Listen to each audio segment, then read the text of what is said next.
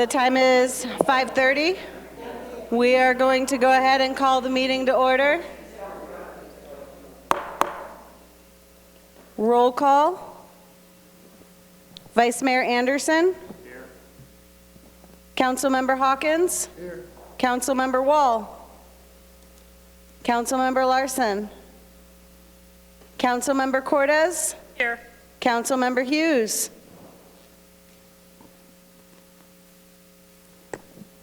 Historic District Advisory Commission. Commissioner Wheeler. Here. Commissioner Adam. Here. Commissioner Reed. Here. Commissioner Smith. Here.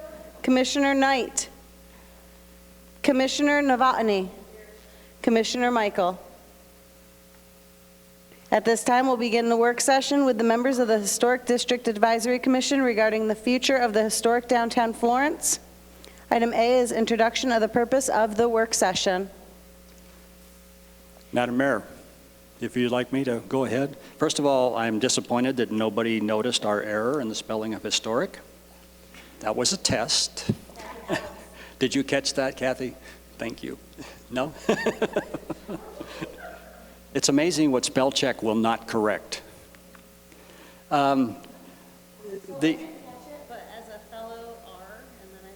That's right, we had that issue, didn't we? Welcome, everyone. It's my understanding that Commissioner Knight will be late. She's still working, but is going to try to be here a little bit later. And Commissioner Michael, we understand, was not going to be able to make it at all. So just for them. The HDAC, the Historic District Advisory Commission, has been discussing the potential or the possibility of meeting with the council in a work session forum just to discuss a lot of the issues that they are concerned about in and around the historic district, excuse me, especially down on Main Street. Over the course of this last year, where we've accelerated some of our compliance issues and been working with HDAC on other, just as general discussions about what kind of improvements, what kind of programs, things like that might be of advantage. Several of the HDAC members, as well as Council Member Cortez and myself, went to the Historic Preservation Conference up in Prescott last summer and heard a lot of interesting stories as far as case histories and case studies, other communities within the state, what they've been able to accomplish, where some of their issues have been, things of that nature. And then one of the speakers that we did hear up there on a couple of occasions for some of us was Kimber Lanning from the local First Arizona Foundation. And it was very invigorating, quite frankly, to hear her speak. About 2 months later, I was privileged, along with Vice Chair Adam, to hear her again up in Springerville at a conference, another conference, where and just for the record, I actually spoke at both of those on some of the things that we are dealing with and kinds of programs we have available, that it's surprising how many rural communities are not aware of that are even in the statutes, such as the infill incentive district that we have used on several occasions, on adaptive reuse programs, all have statutory authority, but most rural communities don't even realize that those are on the books. But as a result of those conferences, the discussion with HDAC was such that it felt like if we could incorporate Kimber's vision, experiences, foresight, anything you want to call it, as it relates to rural Arizona and downtown communities into this discussion, it might make a great introduction to get us moving into it. That's the basics of it. Councilmember Cortez, I don't know if you would like to add anything particular at this time.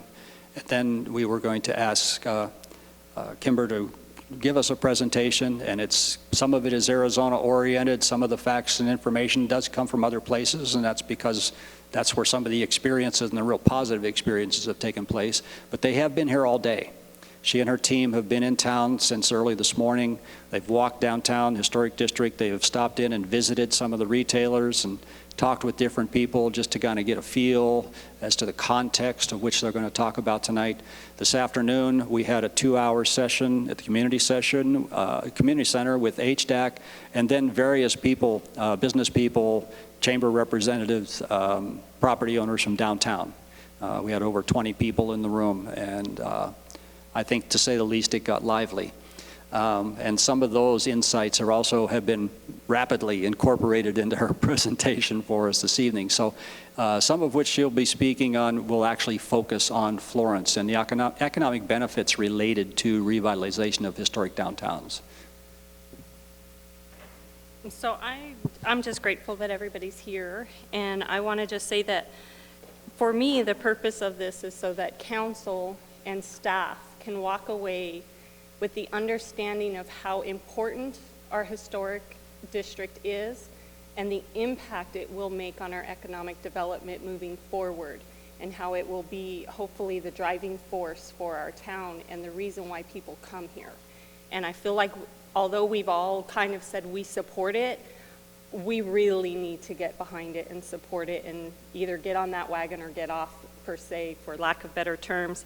I'm excited that Kimber Lanning was able to come and bring some additional people with her to speak specifically about our town, but more so just about how historic districts make such an impact on their communities and bring dollars to the community versus big box stores, and how it also makes you feel a part of the community, having these smaller mom and pop shops for us to support.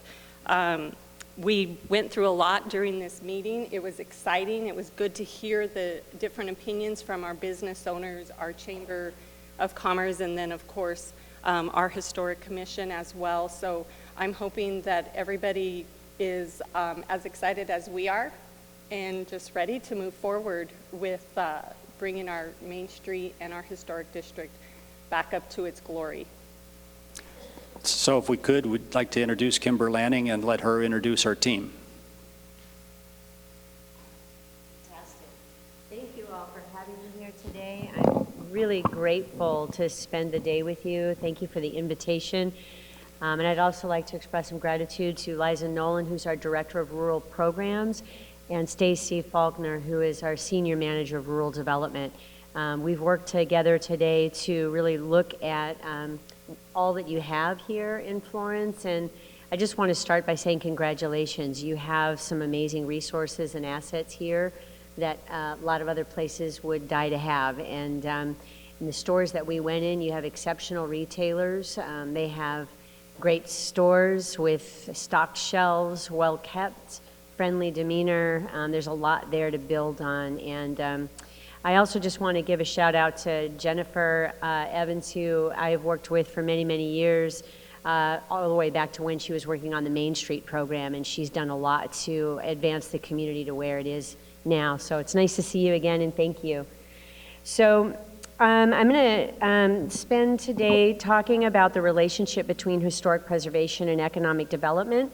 And we're going to talk about where we started organizationally and move through a lot of the work that's been done, as Larry mentioned, nationally, with studies that really highlight the benefits of historic preservation and how that plays out in everything from youth retention to job creation.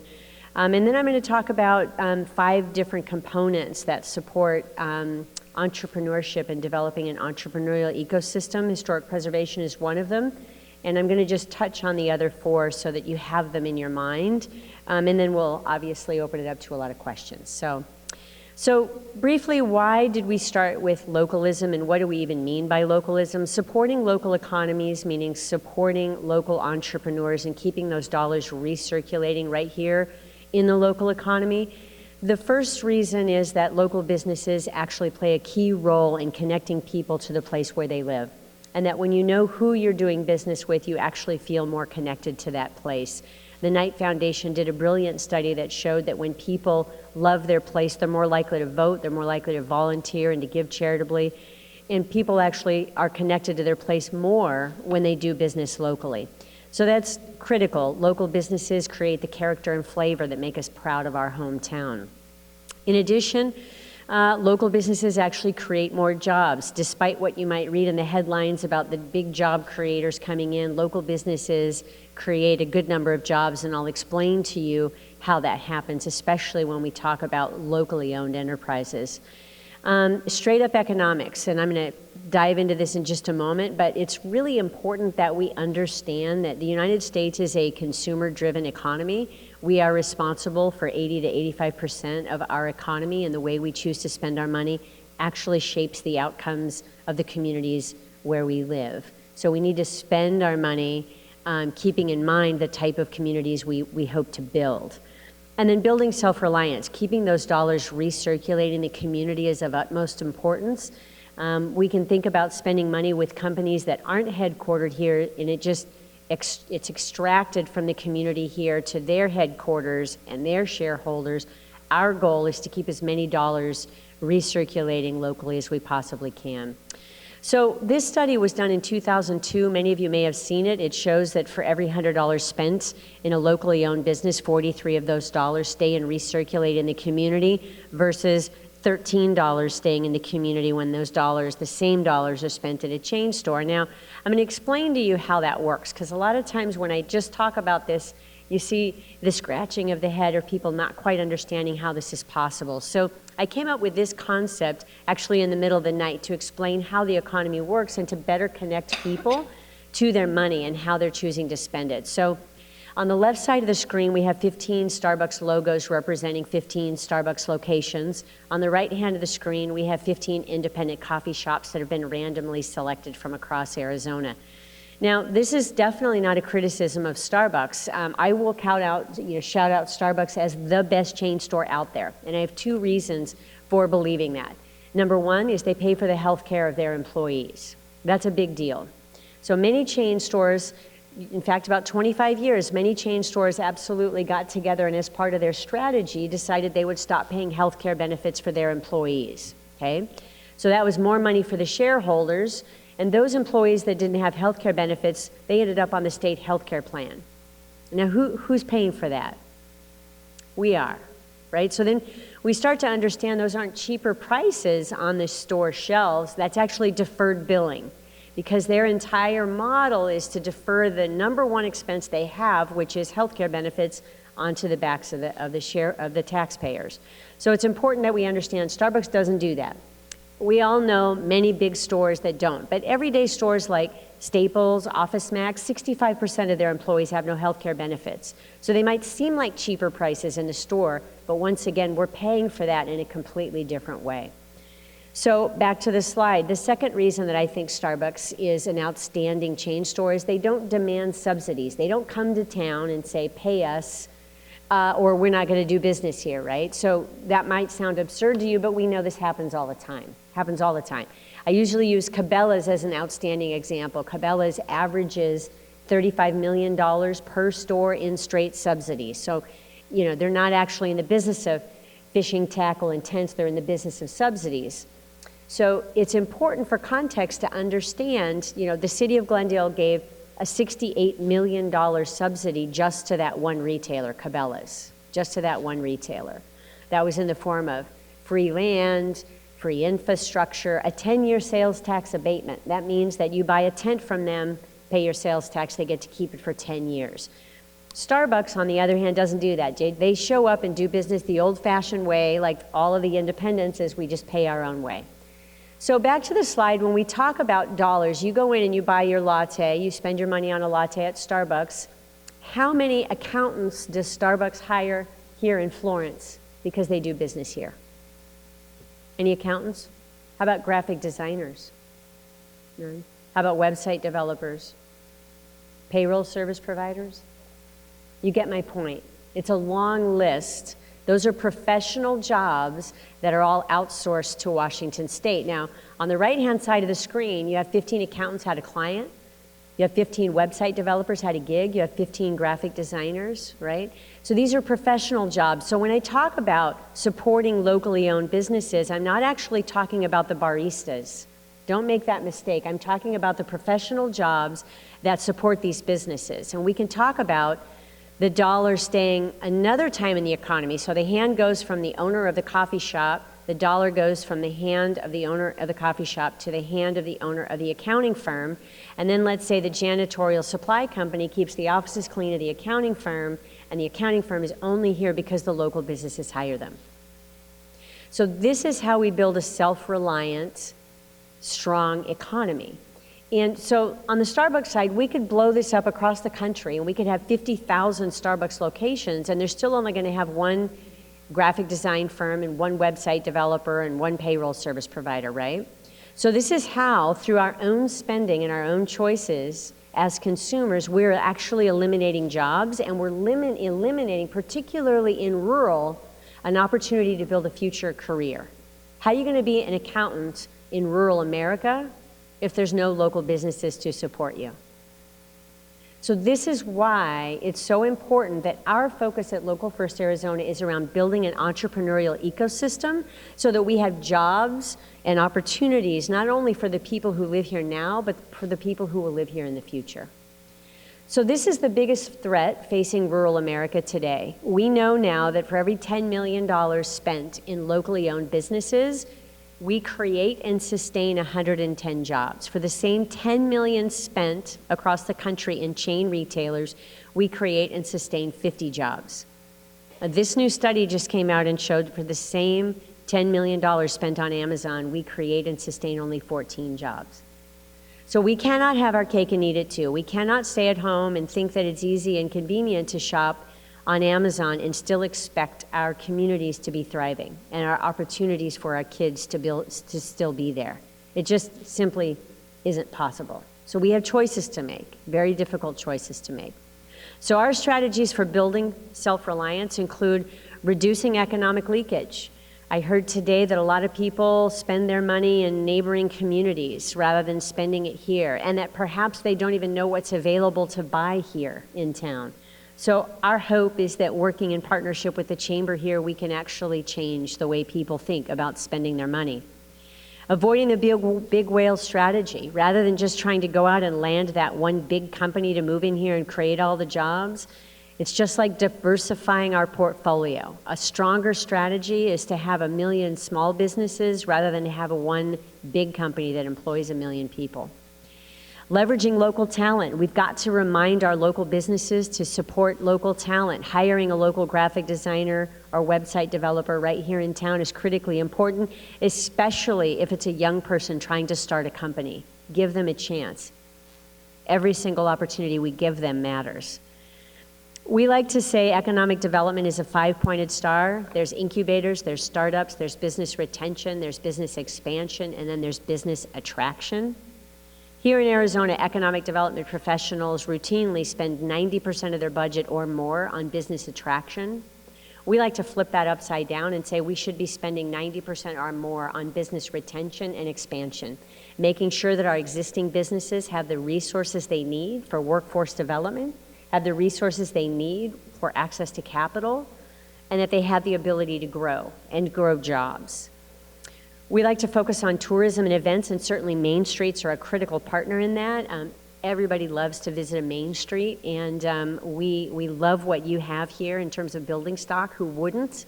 It's absolutely amazing that you have more Adobe buildings than any place else in the state, and we need to shout that from the hilltops.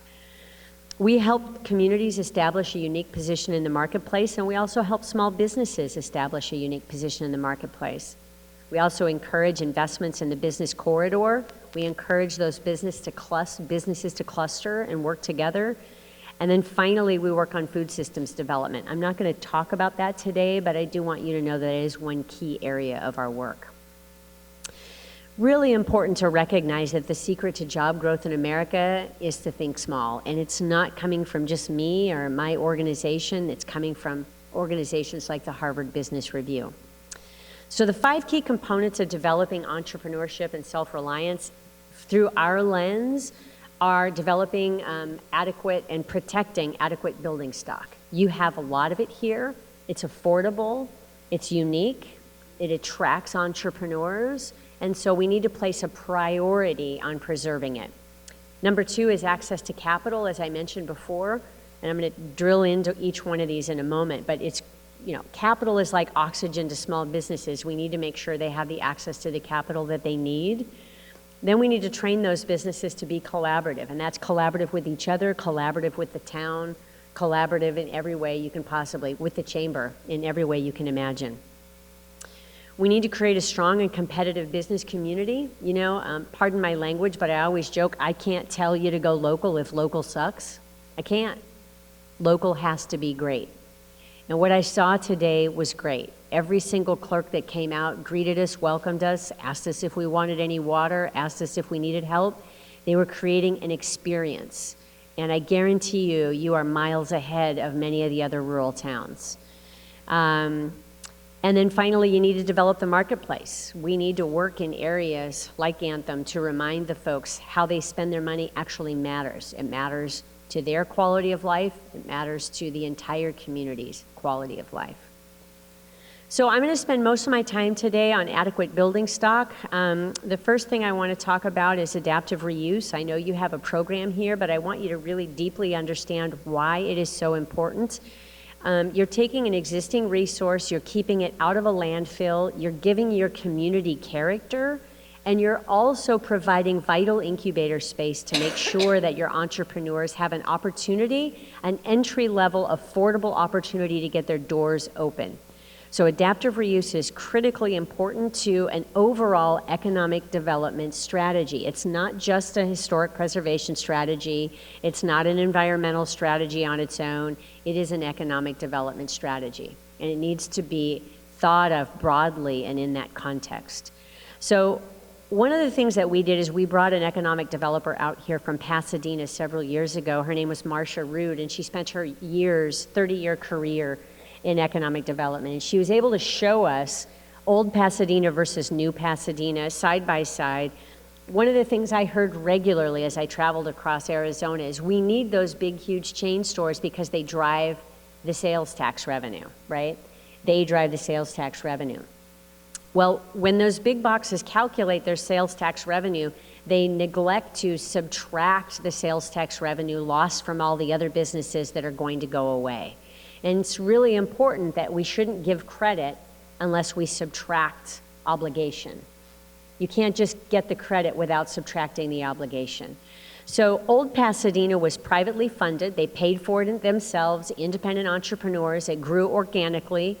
It was almost 100% locally owned businesses located in funky old buildings with really poor options for parking. And she juxtaposed that directly next to New Pasadena, which was subsidized to the eyeballs, right? Tons of public dollars going out to incentivize those big chain stores to move in, completely planned with national brands, located in a new development with a sea of parking, and still Old Pasadena outperformed New Pasadena 2-1.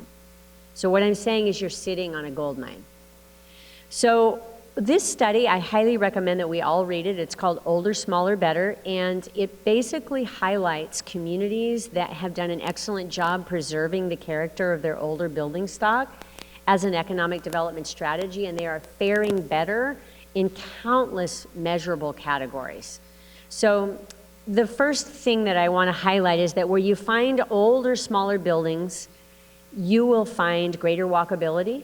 You will find greater nightlife, greater mix of nightlife, younger residents that are more attracted to that area, more jobs, more creative jobs, and more businesses per square foot than any chain store, I will tell you. And more women and minority-owned businesses occupy these spaces. And what they did in this study is they put together a heat map showing different colors for the areas where the older building stock was in these communities, an aerial view.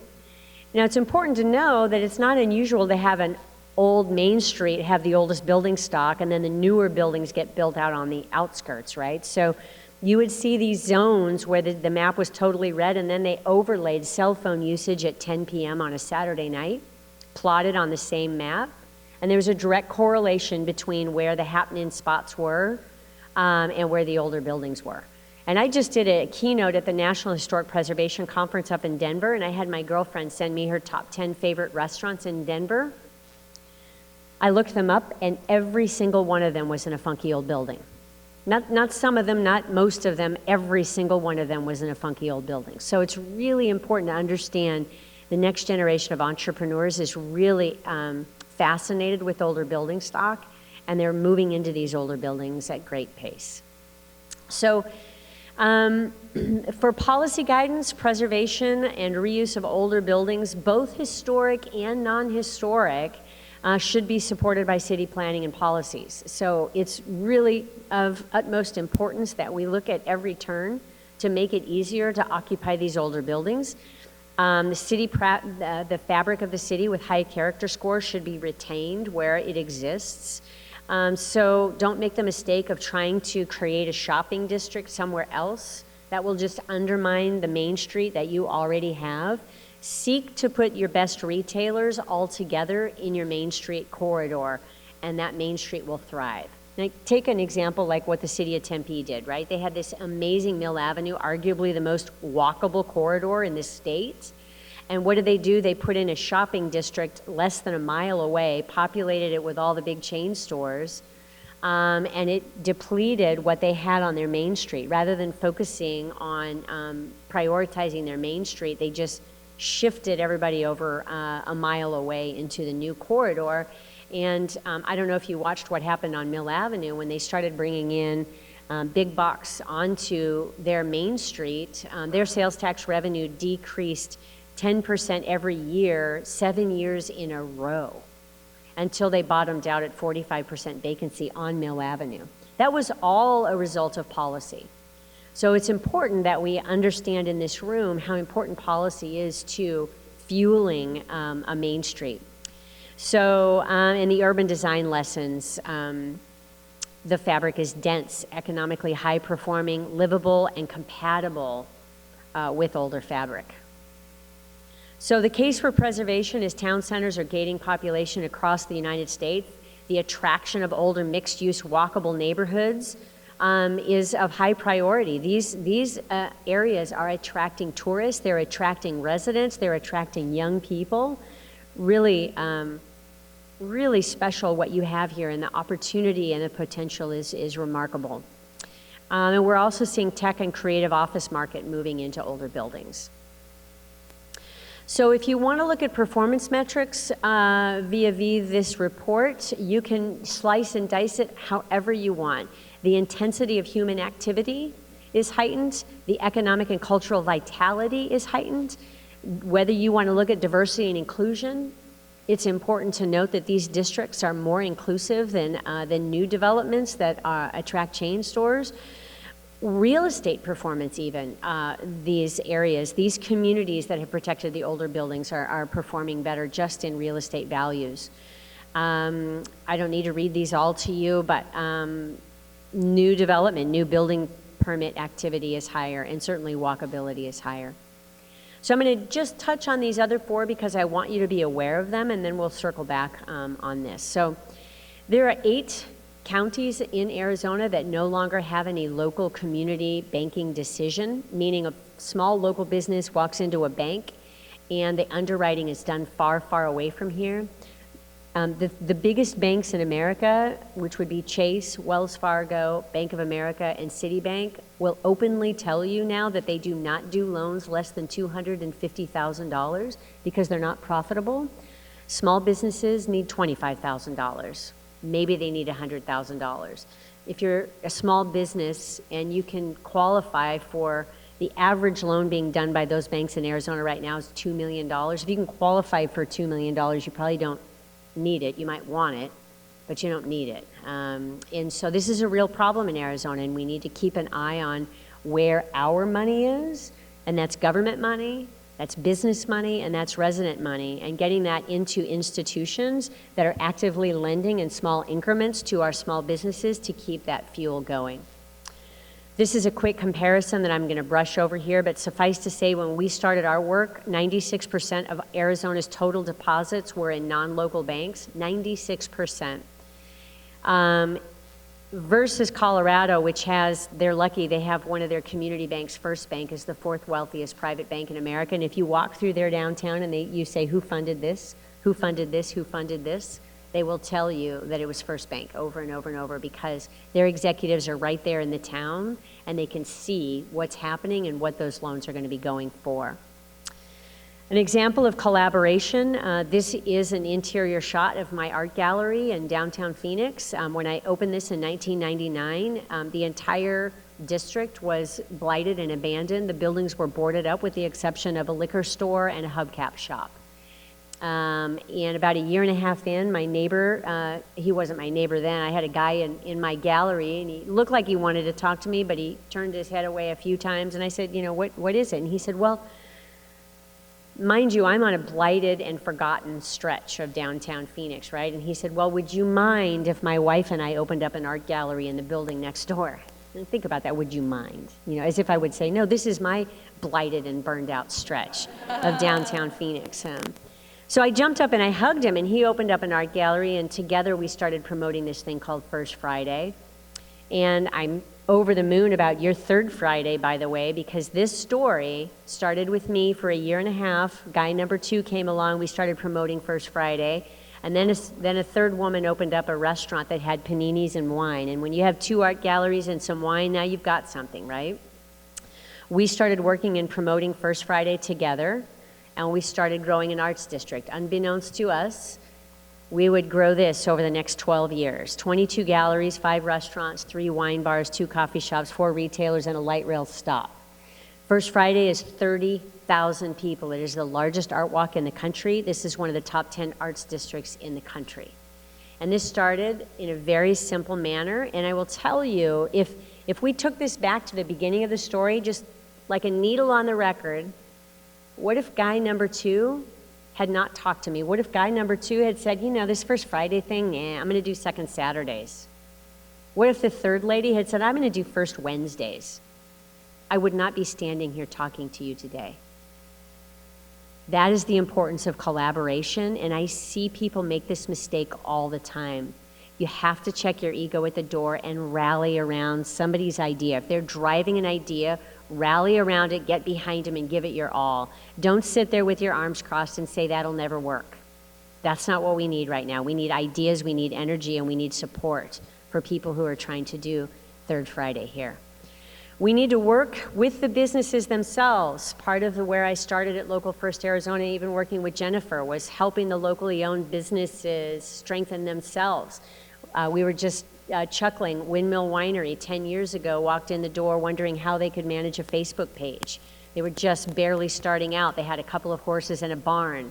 And look at where they are now. Every business started somewhere. And we need to treat every business like they could be the next Windmill Winery, because it's possible.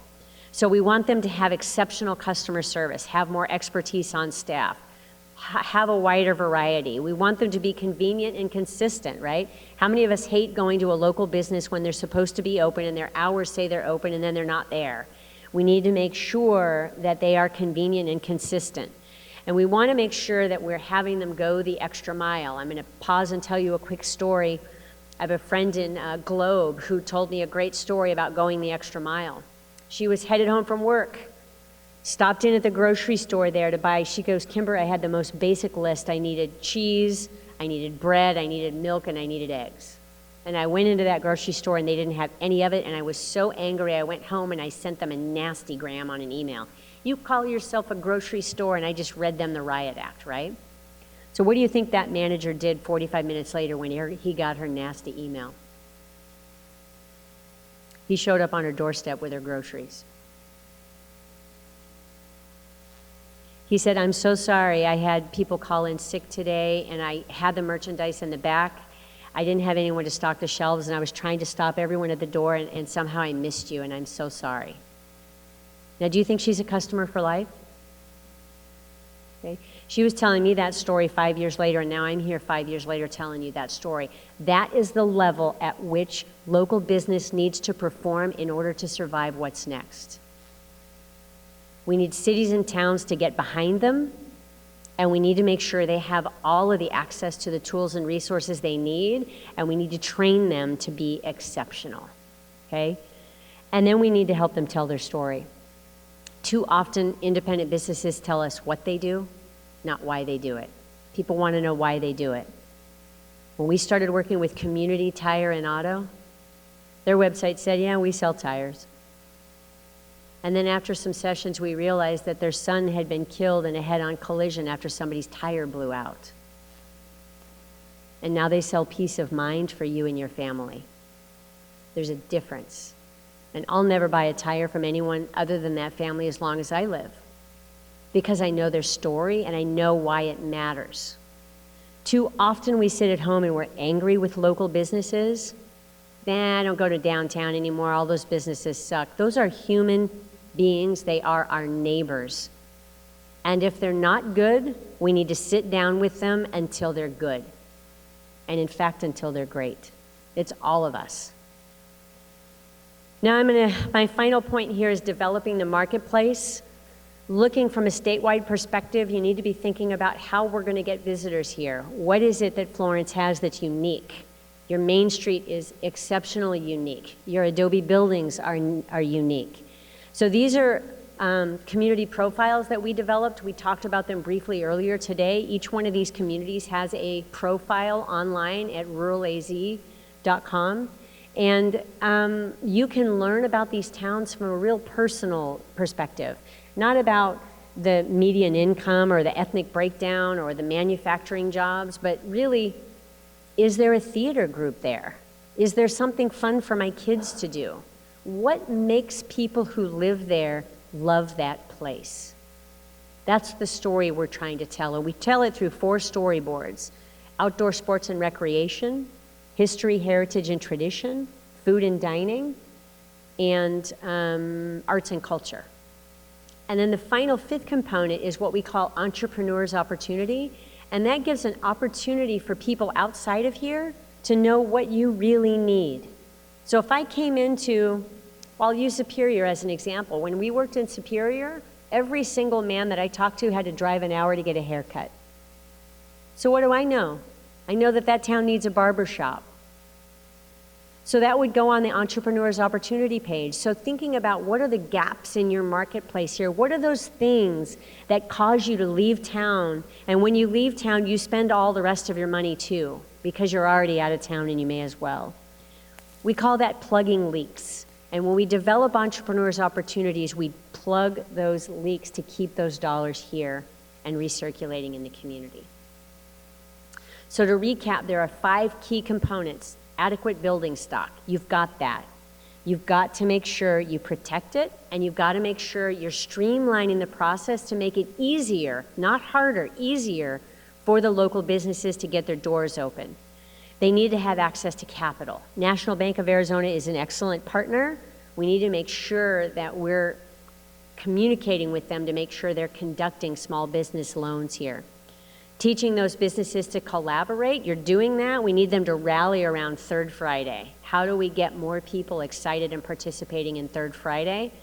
We need to make sure that those businesses are competitive and strong. And then finally, we need to shout from the hilltops to everyone who lives in Florence how important it is to get out and support the local independent businesses. So that's what I brought for you here today. How'd I do on time? Not too bad? All right, we're going to open it up. I think I'm going to hand it back to Larry, and you let me know if I can be helpful with answering any questions. Okay, is everybody still awake? I figured so.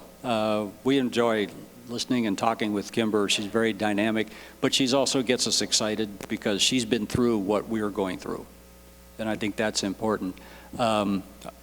Councilmember Cortez, I was going to ask you to kind of start orchestrating the beginning. Mayor, it's your meeting, obviously, but I know that the commission's been very anxious to indulge in this discussion. So,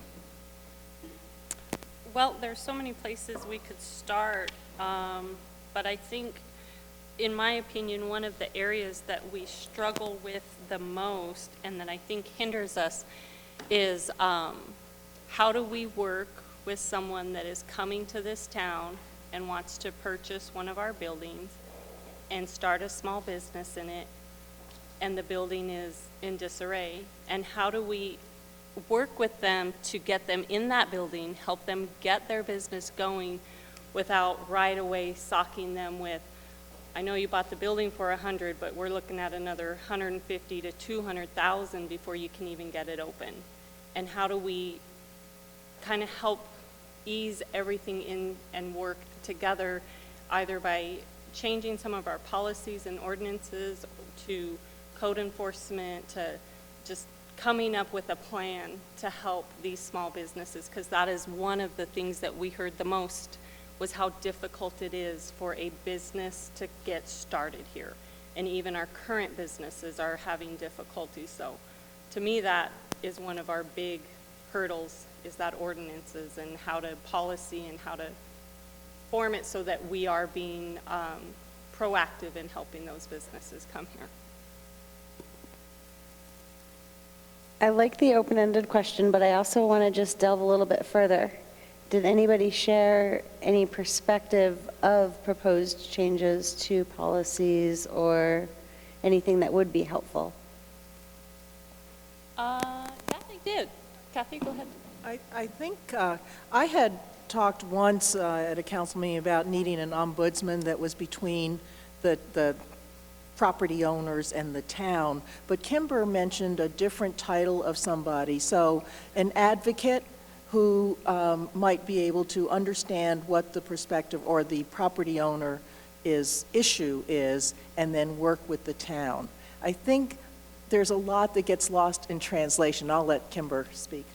Oh, no, I didn't want to keep going. I just was going to add. I know as a property owner, and I'm just a residential owner, so I don't have the cumbersome code requirements that a commercial building does, but even when I was trying to work with my house, it's very difficult for us property owners to know all the questions to ask, and then what comes back, rightfully so, from community development is, well, you didn't ask me about that. Well, I didn't know that by doing this required a whole new electrical upgrade.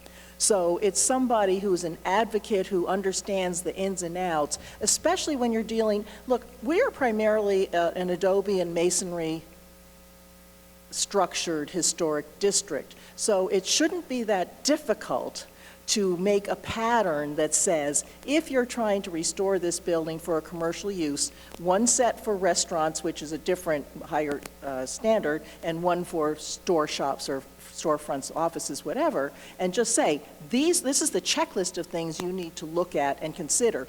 Because again, most, mom and pop shops, we don't know what it is we can be getting into.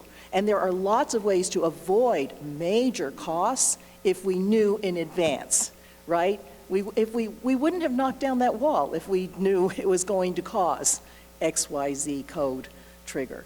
So I just wanted to add, and thank you for those comments. What we have seen work is called an Office of Customer Advocacy. It is like an ombudsman, but really one of the challenges that small businesses have is that as they start the process, they're not clear on all the boxes they're going to need to check.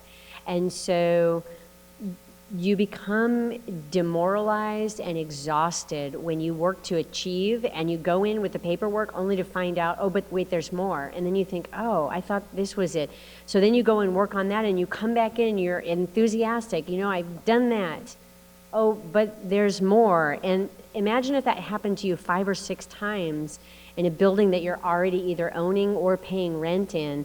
You just want, and every one of these times you have to schedule an appointment and come in, you just want to know what the checklist is, and you need an advocate who can help you jump those hurdles.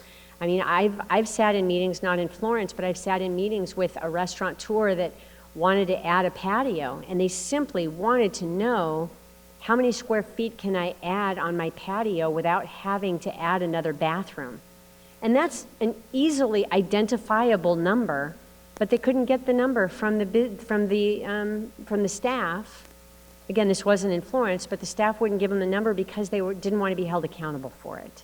You build it, and then we'll tell you if it works or not. Now, it's absurd to sit and have that conversation with you now, but I see this happen all the time because they call me, and I have to go down there and talk some sense with the staff. That's just not how this is going to work. You're going to tell us what the number is right now. These are the kinds of challenges. I think that there should be more of direct communication between the fire marshal and the planning and development department. So that might look like merging those two at the city level. I also think you need broader and more in-depth advice on the benefits of your district bathrooms. I think they could benefit more building owners than they currently are. I've been given advice from ADA attorneys that was a little bit more liberally interpreted than what I heard today. And I think that as long as district bathrooms are within a certain number of feet, again, I always use the example of in a shopping mall, those businesses do not have to have ADA compliant men's and women's bathrooms. Why should an outdoor district, if there are accessible bathrooms in the near vicinity? As long as there's proper signage, I think that that should be revisited. I also think that there's some coaching that needs to be done with staff. I think that speaking very boldly, Florence has developed a poor reputation around the state for being particularly cumbersome to open a new business or to move into an older building. So I think that there needs to be some training that helps staff understand that cash registers ringing actually pays their salary. We need to shift and say, yes, how can I help you, instead of, no, you can't do that here. And it's not easy, it takes time, but it also takes leadership and determination, and I think it can come down from this body.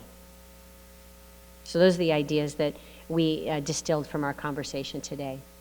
And one of the suggestions that, just an example of, that came up was that a new business is given a timeline of, okay, you want to open a restaurant, and when it's completely 100% going, maybe its capacity is 150. So maybe we start you off with capacity of 25, because that's what your building meets the requirements for right now.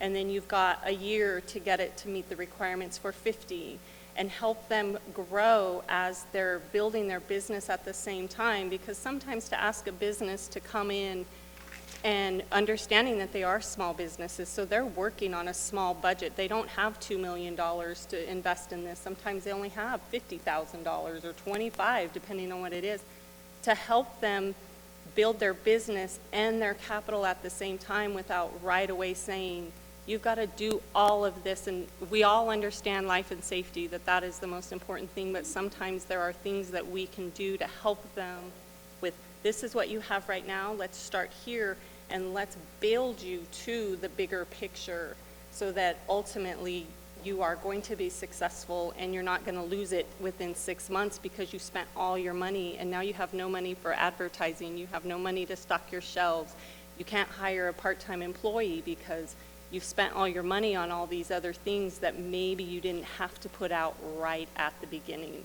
of the opening.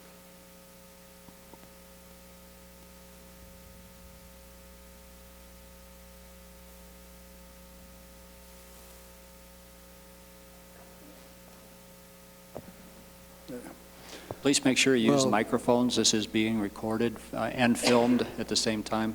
We do have an extra mic unattended down below for HDAC if you want to share it. Didn't I think it was about 5 years ago or something, might have been a little longer, but we were getting the same stuff I'm hearing right now, as far as people saying that, you know, they have to, that we're not telling them everything they need to do when they first get ready to open a building or whatever. I thought we set up a brochure or something saying that to meet code, which my understanding is we've lowered our codes pretty much without stepping on the state. We can't override the state. So did we not do that, or am I mistaken? Yeah, no, you were here. Well, it might have been before your time, Larry. Before my time. No, we've done several things to address this, including training staff, updating the codes, providing leniency in the codes.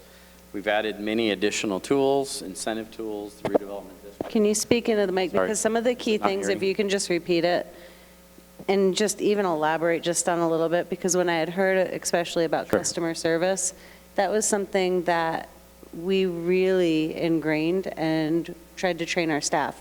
There is still additional training that's needed, And we recognize that, and we're still working with that.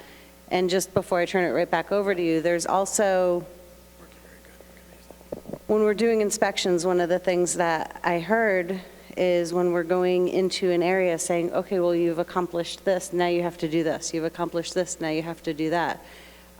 Something that I even learned today on a residential issue is when we work with, and our staff is addressing it, when we outsource, when we work with companies who go in and they have some of these inspections, they're not our people.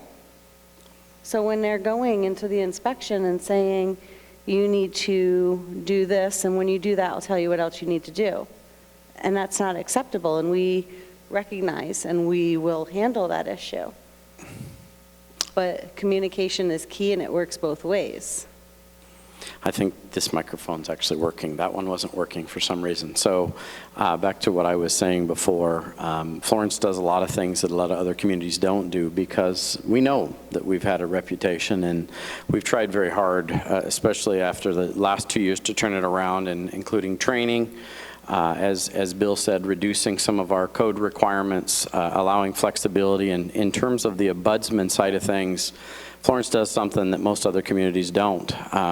We actually will go out if somebody's interested in opening a business in a building in the downtown, and I'll make sure that the fire marshal, the building official, the planning director, if they want the public works director there, free of charge, we'll go out and walk through the building with them and give them advice. What Bill's remembering is, and as a matter of fact, it was Councilman Anderson that wanted to make sure this happened, was this idea of checklists and process. So we actually went through and created a separate document that is step-by-step what to do if you're purchasing an older building, if you're building a new building. We call it our permit manual. It's a document that's about that thick. That's easy to understand, easy to read, and it enunciates all of the various requirements, meetings, permits, costs, timelines associated with that, all as part of that document. We have that available electronically as well as in hard copy, and have made sure that our folks are trained up with respect to that. We do have a community development department that does include fire, public works, planning, building safety, and we meet on a weekly basis every Wednesday, and that's when we have all of our pre-app meetings. So we make sure that everyone, including police, is there if someone new wants to come to the community and build a project. Sorry, Jerry, it looks like you want to say something. I wanted to add something else that we've created more recently, and although unfortunately just hasn't had the opportunity to be used yet because we really haven't had the inquiries, but our building official has kind of put together a checklist handout for someone buying an existing building. See, the pre-apps we focus on are new developments of different types, but we've done a separate one now specifically for existing buildings. And when you want to sit down and talk, here's some things that you as the prospective tenant, owner, whatever, need to provide. And it's kind of, that's our entry into going with them to the building, walking the building, and getting the information put together. It's new enough, as I said, though, we haven't had a chance to really use it and test it out very much just because there haven't been any proposals of that nature at this point. But we're trying to add these types of things to our toolbox on a regular basis. One other thing to add, when you said, working and adding to our tool belt, the reason why I had asked you the question about any feedback that we've received, from the community, is we've also brought forward the matching money, working with the IDA for the fire suppression system, the facade grant. That's, up to $15,000 for the fire suppression system and $7,500 for the facade. So we're very open to ideas and very willing to work together. Wireless fire alarm is another one. I mean, I met with somebody that's very well known in Arizona, in the city of Tucson, some time ago, because I kept hearing his name come up regarding someone who really understands historic districts and historic preservation. We sat down and we went through the tools that Florence has and the things that we do, and they far exceed what Tucson has. These are all things that we're very proud of. Sometimes it's difficult to get past the stigma. Sometimes it's difficult because our property values are exceptionally low. So the folks that are coming in and acquiring buildings in Florence that may be in extreme disrepair, they spent all of their money purchasing the building and don't have any remaining monies to do the life safety requirements. So that's one of the reasons why we have the matching grant program for fire sprinklers. That's one of the reasons why we did the wireless fire alarm program. That's one of the reasons why we have the facade program. We've got all these tools. One of the things that frequently occurs to me is we need some help getting the news out, getting the message out. So we have it on the website. We post it on Facebook. We utilize those tools, but we can't get it out to the right folks. And anything that the chamber, and of course I talked about this with the chamber, anything that the HDAC, anything the council can do to assist us in getting that word out and getting us on the case to try and solve these problems. We're willing and able, and certainly we've had some successes. We've had some frustrations and detractions as well, but we've got a lot of successes that we can speak to as well. Our Main Street, the town has spent millions of dollars on our Main Street, not only maintaining buildings and bringing buildings up to code, but treatments, removing all of the old galvanized power lines that were pole to pole and putting in the new LED system. We've spent a lot of time, the new streetscape, the crosswalks, the trash receptacles, the benches, expanding our events. There's been a lot done. There's a lot more to do. It's exciting to hear the presentation. It's exciting to hear the new ideas. And one of the things that hasn't been said yet is this council set aside $200,000 this year to try and assist with some of these programs, and council's been very active in trying to approach these things. So hopefully that's useful information. I'd like to make a suggestion. Larry, you talked about your new procedure that you've got for the older buildings. Why don't we mail that to every owner of an old building downtown? Let's be very proactive in, getting this information out. Speak into your mic. I'm trying to. Is it not working? It's kind of difficult in this setup because everybody's talking sideways in order to see everybody's faces. And that was one of the issues that we've been having at the code compliance level, because when we have so many absentee owners here that just trying to get a name to contact, because we field complaints on some of these old buildings, and poor Curtis, he only has so many resources, and you start finding out that it's in this trust that's 3 generations old, and the trust holder is somewhere in New York City, and that's who administering it. We're finding out a lot of these buildings, there's nobody to send it to. Well, I would also suggest that we even take it and hand deliver it to renters that might be in the building. But again, the vacant buildings. Yeah, the vacant buildings, all you can do is just. And I'll be presenting this next regular council meeting. There's a piece of legislation pending that the town has been deeply involved with, which is going to require, or doesn't require, it allows cities and towns to require a registry of contact individuals, not a trust, but an actual contact individual for absentee ownership of vacant and abandoned buildings.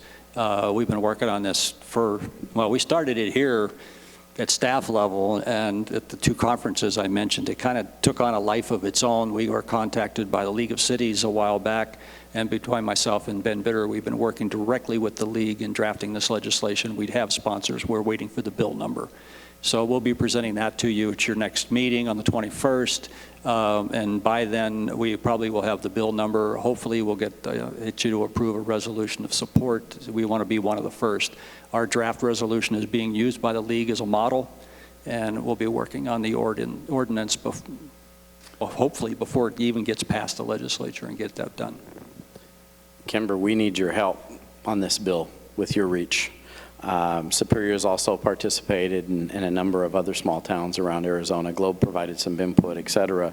We need your help, but we also need the HDAC support. We need the council support. It's time to start contacting our state representatives and senators and asking for support on this bill. The reason I say that is we've taken similar bills before the legislature in the last 20 years, and they've been defeated. So it's very important to make a push. It's a new push. It's a new name. It's new partners, and we've got some excitement from our local representatives here in Pinal County, but we need a farther reach. Yeah, we are happy to help with that. And Brent, I also just want to acknowledge the infrastructure that the town has invested in downtown is excellent. I love the crosswalks. I think that you have a lot to build on there. Again, we spent a lot of time down there today, and to your point, what's been done so far, you're on the right track, absolutely. There's some great investments there. Councilmember Wheeler? Sorry. Commissioner. I wrote it, but it came out wrong. That's not going to happen. Something that I heard today from the businesses that attended the session with us is they're not aware of these things you've done. And so it is critically important to me that you can create all the regulations and modifications and comfort, but if the businesses don't know about it, it's worthless. And the programs that you've created, and I've been at some council sessions when you were talking about the sprinkler system, and I'm thinking, oh, that's really a neat idea. And yet, how many people have actually availed themselves of that opportunity? We just approved it at the last meeting, so it's too close to tell. We just approved it a week ago. It seems to me there's got to be some public education, and not directed public education, so it's targeted towards the businesses in town already who need to become much more familiar with what you offer and what's available. So that's the best way to send information to other people, is through the people that already are here now. I think that's critical, because you may have the tools in place, but if nobody's using them, they're worthless. So Commissioner Wheeler, you have an extensive background, and I want to know from your perspective, what is something different that we can do to get them that information? Because we've put it in the paper, we've put it on the website, communicated it at meetings. We have a member from the Greater Florence Chamber of Commerce here, and he shares the information with the business owners. So what else can we do, genuinely? Sometimes it's when you're sending things to people, they don't read them. If you have maybe a gathering or a coffee or something and bring people into it in smaller groups, and maybe kind of pick the ones that you think are the most influential. You know you're downtown, you know who talks a lot and who can communicate to other people, and pick them and target them and bring them in and talk about the programs that you've created, what you're trying to do, because right now you just simply don't have a very good reputation about what you've done. And acknowledging that things have changed over the last couple of years. It's been tremendous to have Larry here, but you need to know you made mistakes, and it's harder to correct your mistakes than it is to go new. So you need your backpedaling in order to get out the information that needs to be there. Well, we had the meeting over at the senior center about, what was it, a month and a half ago or whatever, on the strategic plan. I think I saw 4 business people there. And it was notified,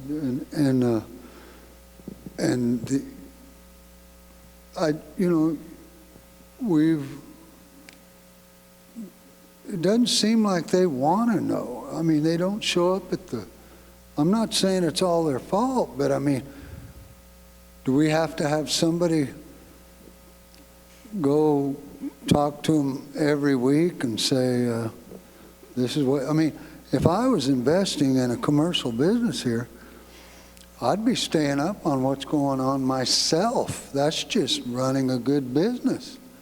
I mean, I think a lot of these business owners use that as an excuse. Well, I didn't know it. And then we've got people that I know for a fact notified them, but, you know, it just, I don't know what, you know, how to get them to participate. You know, and another thing, when you buy a building, if you're going to open up a commercial business, just like your house, I would think, you know, you have an inspector come in before you finance it, and they tell you, hey, this is bad, that's bad, you're going to have to replace this isn't up to code. You know, but we've gone beyond that. We've tried to, like Brent said, we've tried to help them, you know, but all they have to do is, you know, come talk to us. I mean,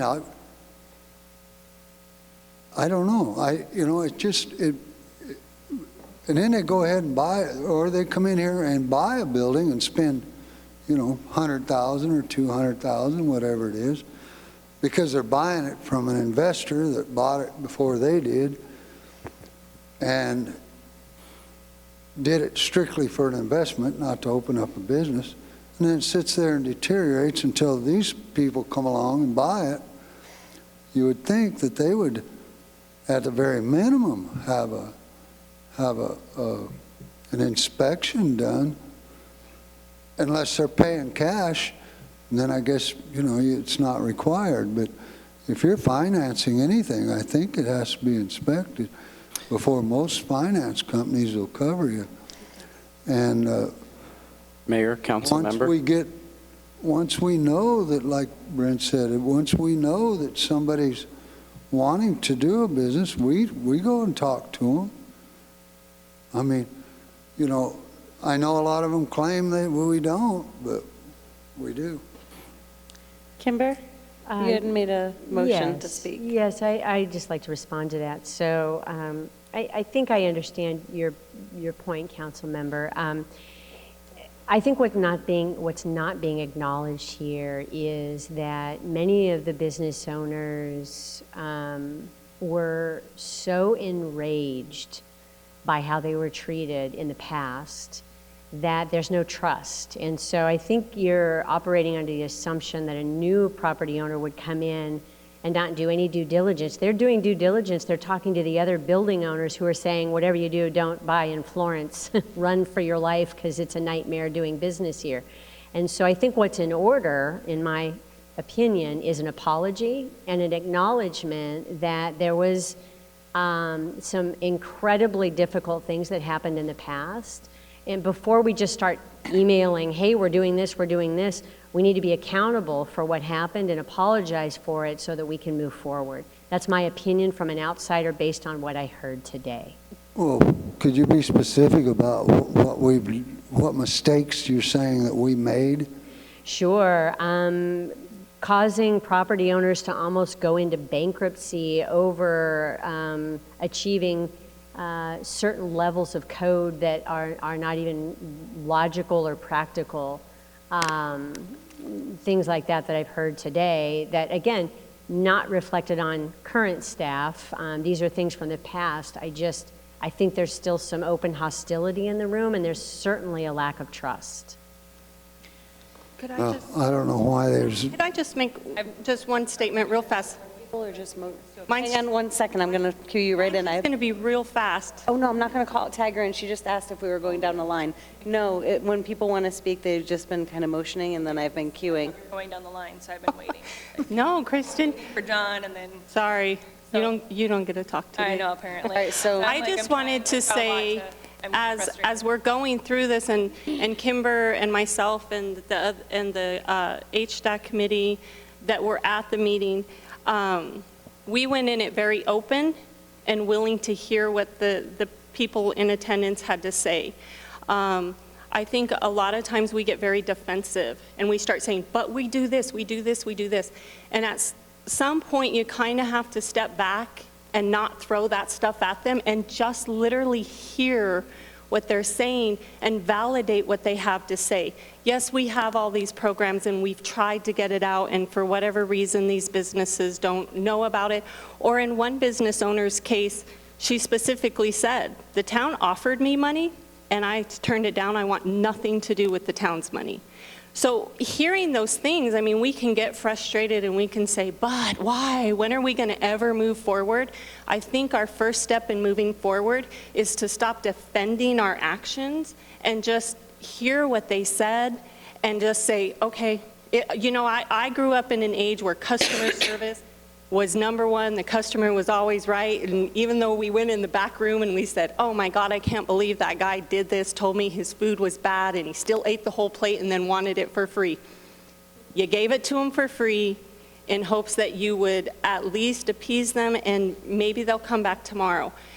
What I heard was our businesses are so frustrated with us that they don't create a good environment for new businesses to come in, although they want it. And they don't intentionally speak bad about us, but it happens just through general conversation and stuff. And so for us to move forward, we kind of have to wipe the slate clean as well and say, we're sorry for what happened. Today is a new day. We're going to move forward. And we're not going to make excuses. We're just going to accept the fact that, yeah, we probably screwed up in some instances. We've made changes to move forward, and now will you move forward with us?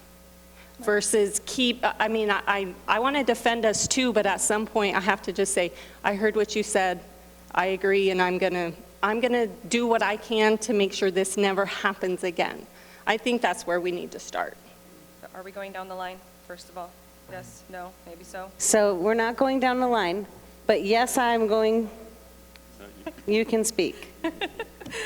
Sorry, I'm not good at biting my tongue and I keep bouncing around, and so I'm trying, I've got a lot to encompass here. So I apologize for being late, Kimber. I really appreciate you being here, first of all. So I wanted to know how you came to this point, because before I make any comments, I want to put this in context. So I really liked your presentation. These are things, I grew up in Sioux Falls, South Dakota, which if you look at the history of them, they had a lot of the same issues that we have here and a lot of other small towns had. And they turned it around, so I saw firsthand growing up all of the initiatives that they took as a town to make sure that they grew with the town and allowed their downtown area to thrive. So I saw it all firsthand. It was same thing represented in your slideshow, so that's fantastic. I appreciate that. But how did you come to, I know you said you walked downtown, when you talked about coaching with staff and policy revisions and the checklist needing and all of that stuff, how did you come to those points? Sure. So there's two ways I can answer that. One is my background as a small business owner, and I own 2 buildings, and I've owned 3 buildings in 3 different cities in my lifetime. So I've worked with a lot of staff through the process to get a certificate of occupancy. I served for 8 years on the Development Advisory Board for the City of Phoenix, which directly advises council on matters related to building code. And then as the executive director of the Arizona Rural Development Council since 2013, I worked hand in hand with councils and staff in rural communities across Arizona. Specifically how I got here to Florence, I was invited by Larry to come here he heard me speak at the Historic Preservation Conference and then again at our Rural Policy Forum, and thought it would be good for me to come and make this presentation here to council. Okay, thank you. Just to clarify that, when you came to those decisions or when you came to those ideas, what did you look at? Did you actually go into those departments and speak with them? Did you look at the checklist? Did you look at our policy? How in-depth was this? Here in Florence? Yes. It's not been in depth. Today is the only day that we have worked in the community. So it's through my conversations with staff and listening to the business owner feedback from today. Okay, thank you. That sort of leads me to my point, is sort of the same things that have been echoed before, is I was very on board with everything that you're saying, but I get very frustrated when I hear things like coaching with staff and policy revisions and checklists, because these are things we've been addressing for 5 years, 2 years. Every single time, one-stop shop, So I'm very glad that Brent was able to speak on those matters, because I found that I was very frustrated hearing those same things, because we have tried and tried and tried to do everything we can. Of course, there's always improvements that can be made, and there's things that we can retouch on again, and there's always room for improvements, but to hear that those things are still not being done frustrated me. So it is good to hear that they might be enforced, and that that's something that is open-ended. It does also frustrate me when somebody of your stature can stand up there and say those things as if they're fact, and they're going to be reported in the newspaper as, oh, they need to work on their checklist and they need to work on coaching with staff, when these are things we have actively been doing. So I think it's important that they are accurately represented if we're going to be talking about things that need to be done, that they're going to be reported to the public, because our perception is really important, and it is something that we are struggling with, a reputation with these business owners, and I certainly understand that.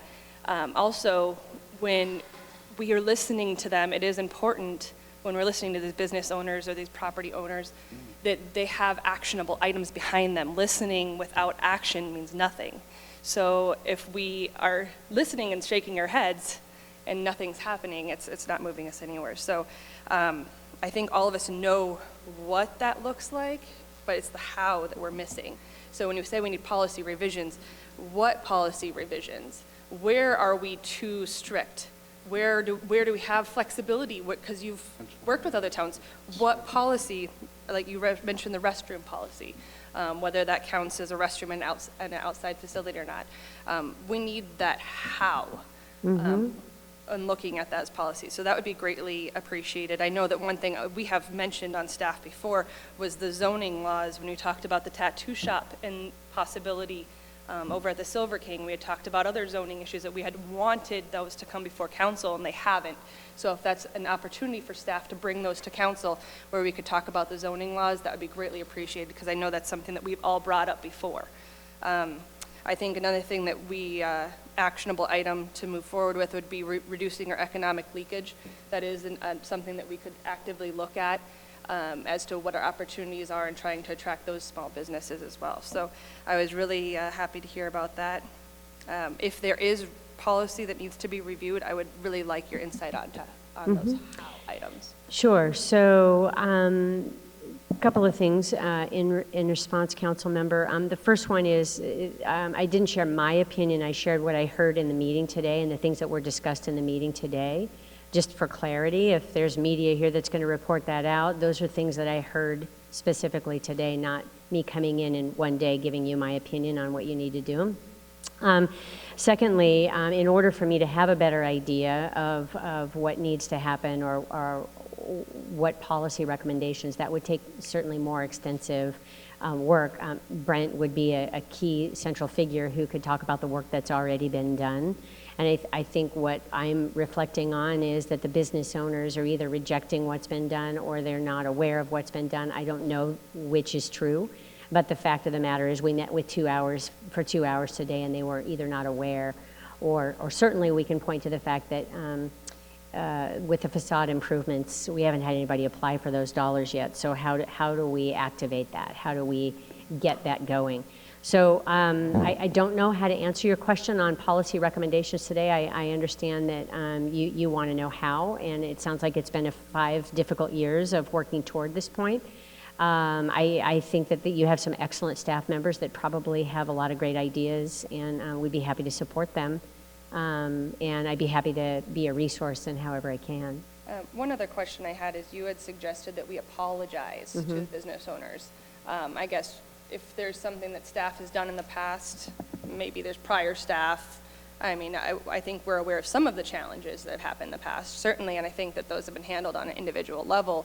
But to make a broad-based apology, what do you anticipate that would look like? Because I guess I don't know how far back as a successor that I'm supposed to go back to apologize for, and what would that look like? Yeah, so I wasn't recommending that you apologize yourself. I was recommending that somebody from the city staff would go door to door and meet with property owners and business owners. You have a lot of absentee owners, I know, but the actual businesses that are operating there need to have a one-on-one conversation to understand and to be heard, to feel heard. Right. That's what that looks like. Yep. Okay. Thank you. Tara, can I say one thing? Yes. I think one of the great things that Kimber said was that 10 years that kept going on when the grocer took the groceries to the house. The woman talked about it for 5 years, and now Kimber is continuing to talk about it.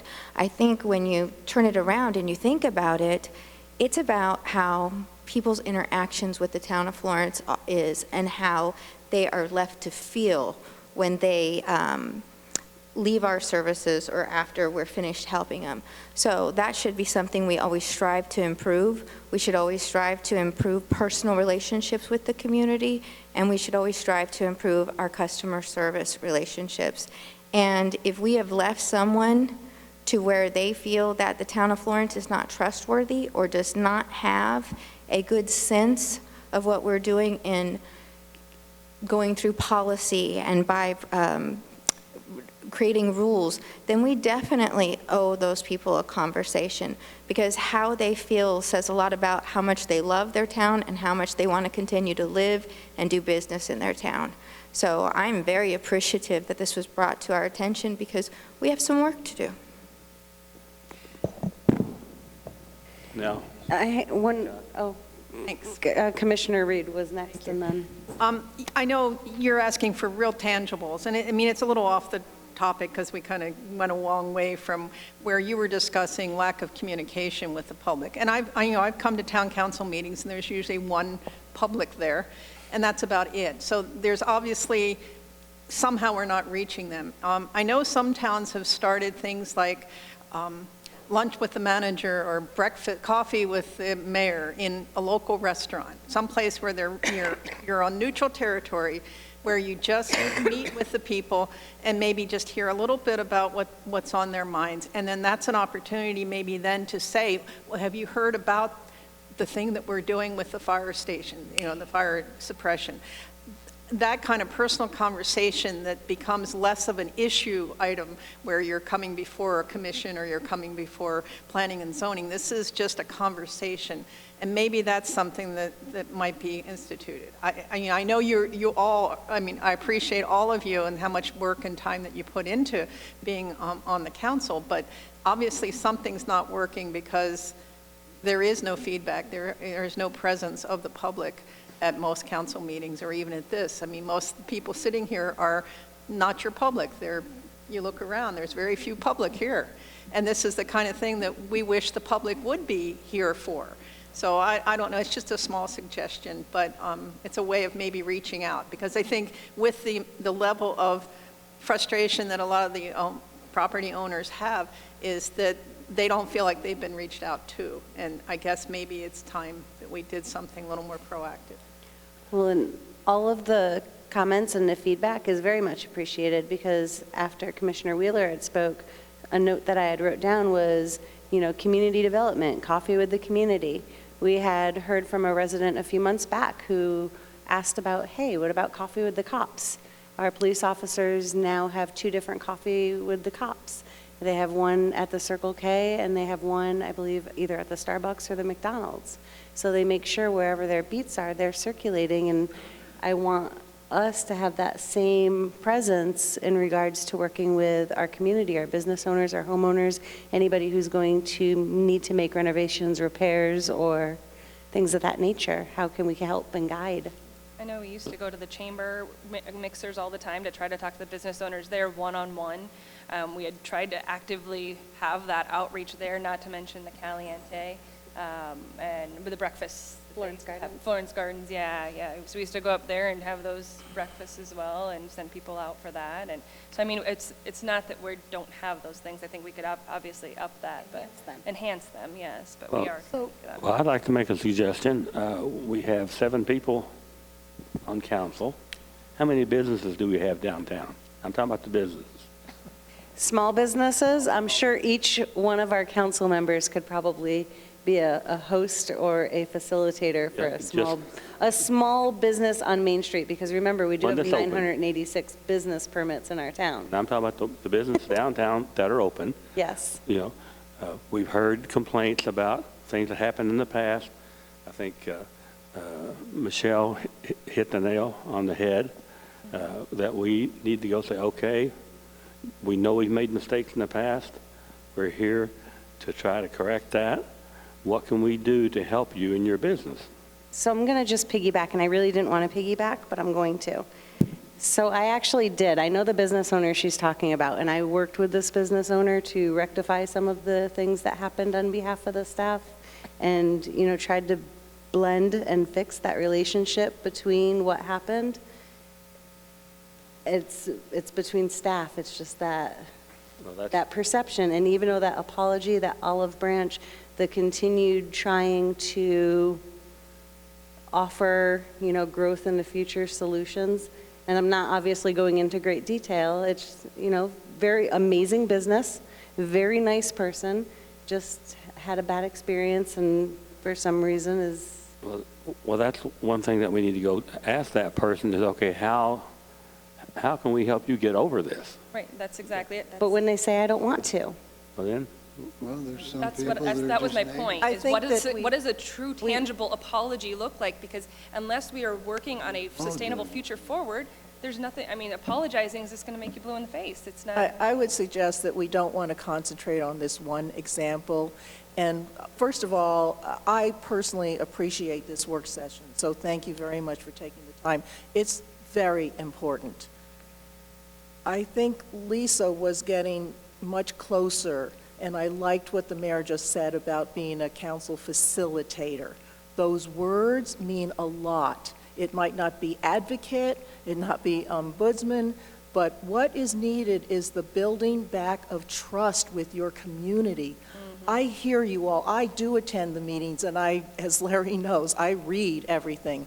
I'm appreciative of all the tools you have enacted, but if you don't have the personal rapport and trust and respect of your community, you can enact all the code changes on the planet, and you're not reaching them because they are so hardened, Yes. right? And I agree, it takes two, but you are the council. I always say it always starts with the higher up first, like if the adult has to reach out first. And I'm pleading for you to listen because we came here, and this was not a bitch session by any means. These were honest, good-hearted people who want to see Florence succeed, but they don't feel they have a line of communication. And when Councilmember Cordes opened up the conversation, I heard everybody down the line give me the litany of what you're doing. You didn't hear her open. These are your people being frustrated. So it's not working by telling us the list of things. And I understand you are doing good things. It is not connecting to your people. And that's why we use words like advocate, like facilitator. That's a different relationship than I'm the council, tell me what your problem is. I hope that I'm opening up the communication door and the listening skills. Might be wrong. I mean, I'm not saying that these people are all right or me, but I want to have the conversation in a positive way and feel I've been heard, not talked at.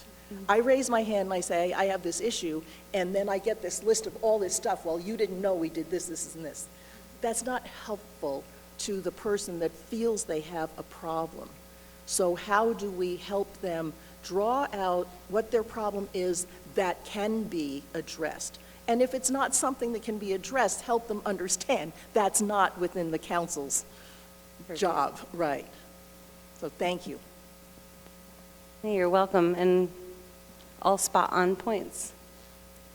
Councilmember, I apologize, ladies. I am going to call all of you council members at some point. You could have called me Congresswoman, that would have been okay.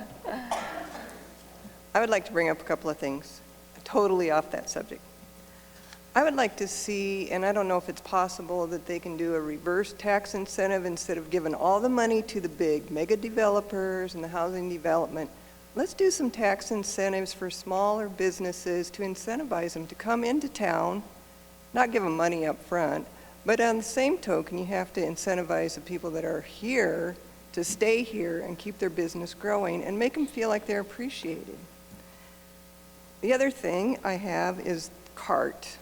Central Arizona Rapid well, I don't know how rapid it is, regional transport. They're in our community twice a day.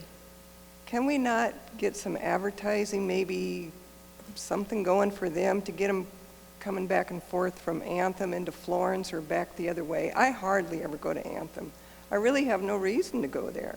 But if I had an excuse like coffee with the mayor on, Thursday morning or whatever, and I could know that I could take the cart transport or some sort of transport, I'd be willing to do that. Also, I would like to see Florence Day spaghetti dinner on Main Street. Florence, it's Italian, we can have a Main Street, we can have tables lined up on Main Street. I was at one of these in Washington. The Chamber of Commerce put it on with the help of the town. And families would buy a table or sponsor the table and actually bring their own meals. And they would buy certain things from the town when they came around delivering them. But it was a great community connector, and I thought it was awesome. And they must have had 200 people at that event, at least. It didn't really cost the town much of anything, a little bit of advertising. But it did a lot of goodwill, and I was totally impressed with it. And seeing how we're in Florence, I mean, come on. We should have Italian Day in Florence. I think it'd be great. I love that idea. Yeah. But I think more ideas like that, we can come. Let's barbecue instead. I think more ideas like that would be connecting the community together with both New Florence and Old Florence. Because we have to admit, there's definitely a divide between New Florence and Old Florence. Not that it's a bad divide, but there's a divide. So if we can get them together, maybe even have Florence Days out at Anthem. I don't know. Commissioner Smith, did you have something as well? If I could pipe in again, too. It's just, and like Kathy said, this wasn't set to be something where we were criticizing what's going on, because a lot of that is really past history. I know one thing that the Historic District Commission dealt with was change of personnel over the last 10 years. I mean, we just get somebody on board that we're communicating with, and the next thing you know, they're gone somewhere else. But what I want to say is that the reason we're here is because we're actually feeling real good hope. We're seeing sunshine. We're seeing sunshine with all of you folks. We're seeing sunshine with, the kinds of information that Kimber has brought us, and that there is new business on Main Street. I went to see Superior because I heard about the hotel and the restaurant and all that. I was really impressed. I mean, there were several little stores on Main Street, and the hotel was very nice and all that. And I thought, well, I'm going to go back to Florence, and what am I going to think? And I drove around Florence, and I thought, well, we're doing pretty well, too. I mean, we've got a new park. We've got this facility. We've got all the aquatic center and the library. I mean, there are some, I've been here 20-some years, so I have really seen lots of progress. So I don't want you to feel like we're all being critical. We're just saying we are right on the wave here, and we're just starting to go forward, and we just want everybody with us.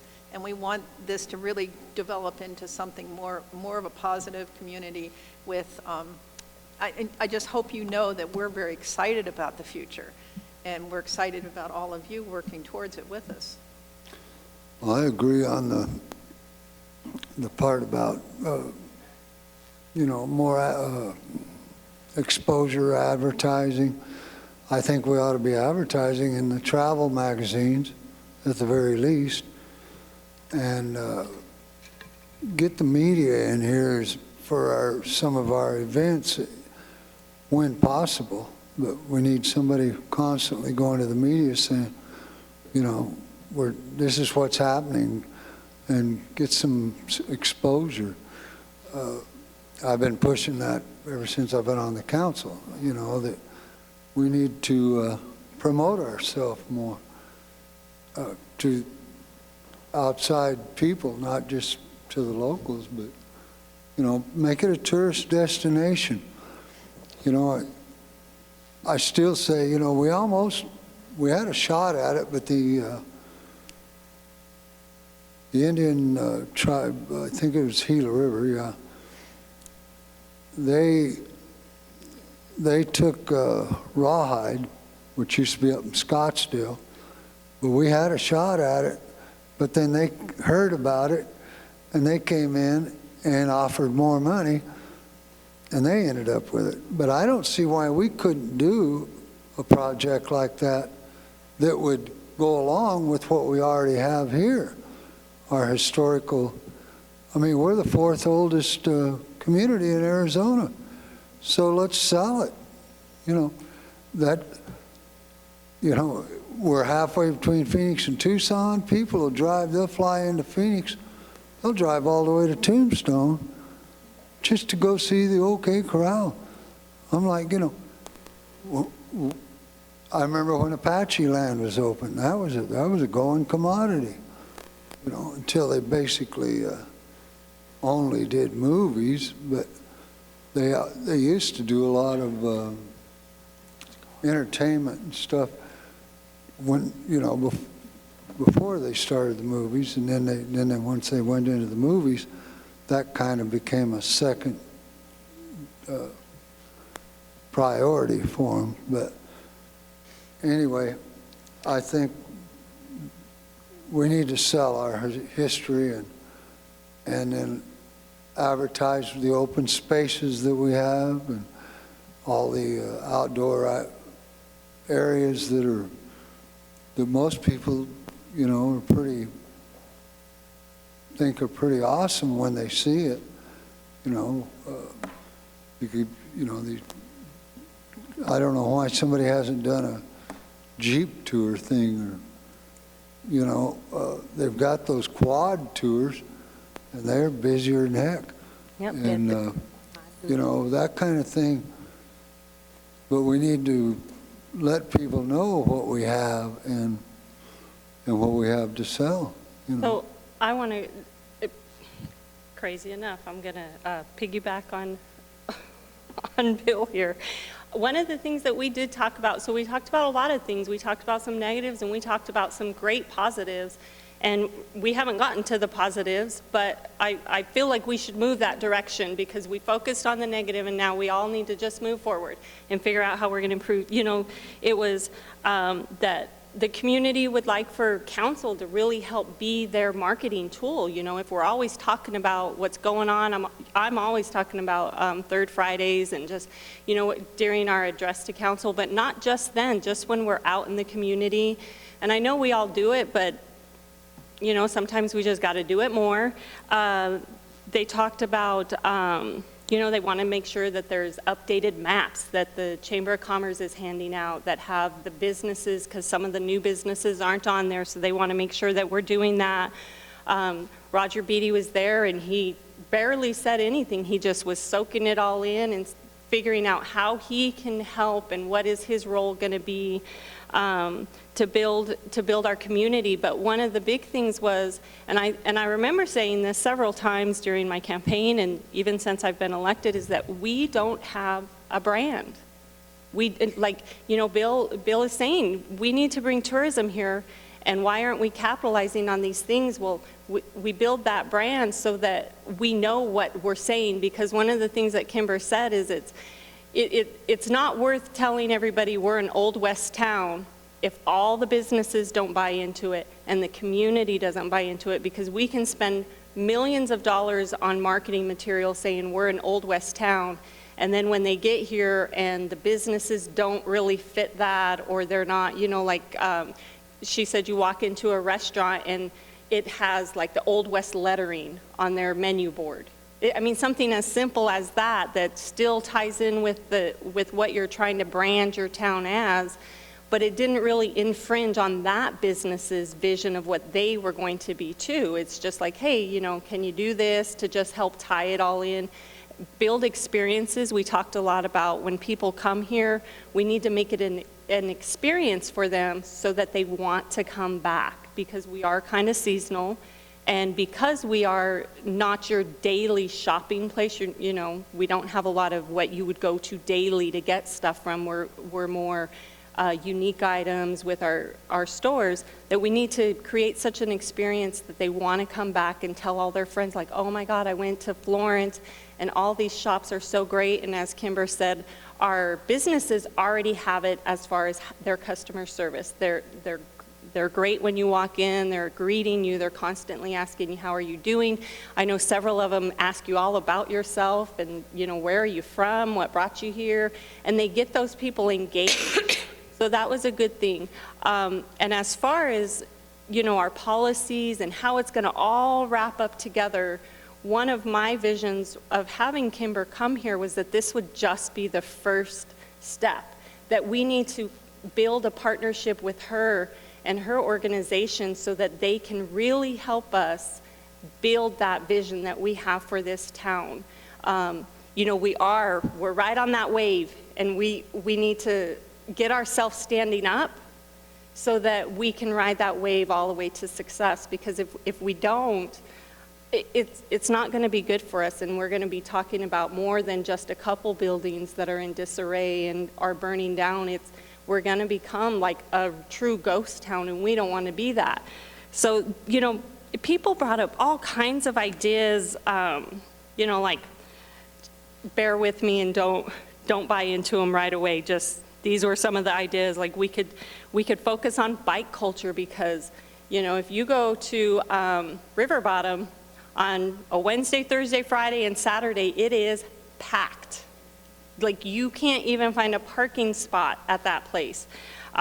He's doing something right, and we need to figure out how to get those people to come and stop before they get there, or come down a cowboy town, focus on our history, focus on art, a ghost town, as in we're actually haunted, and then territorial. So there was a lot of real positive conversations there that Kimber was able to take in, and kind of helped her get a good vision of what we're doing and what our goal is. So my goal and my hope is that we continue, and that we build a relationship with Kimber, and that our chamber is going to have a conversation with her and figure out how they can work together, and how, when we do invest our money, and we're not spending money, because when you spend money, you spend it knowing you're getting nothing. When you invest your money, you're investing it to get a return.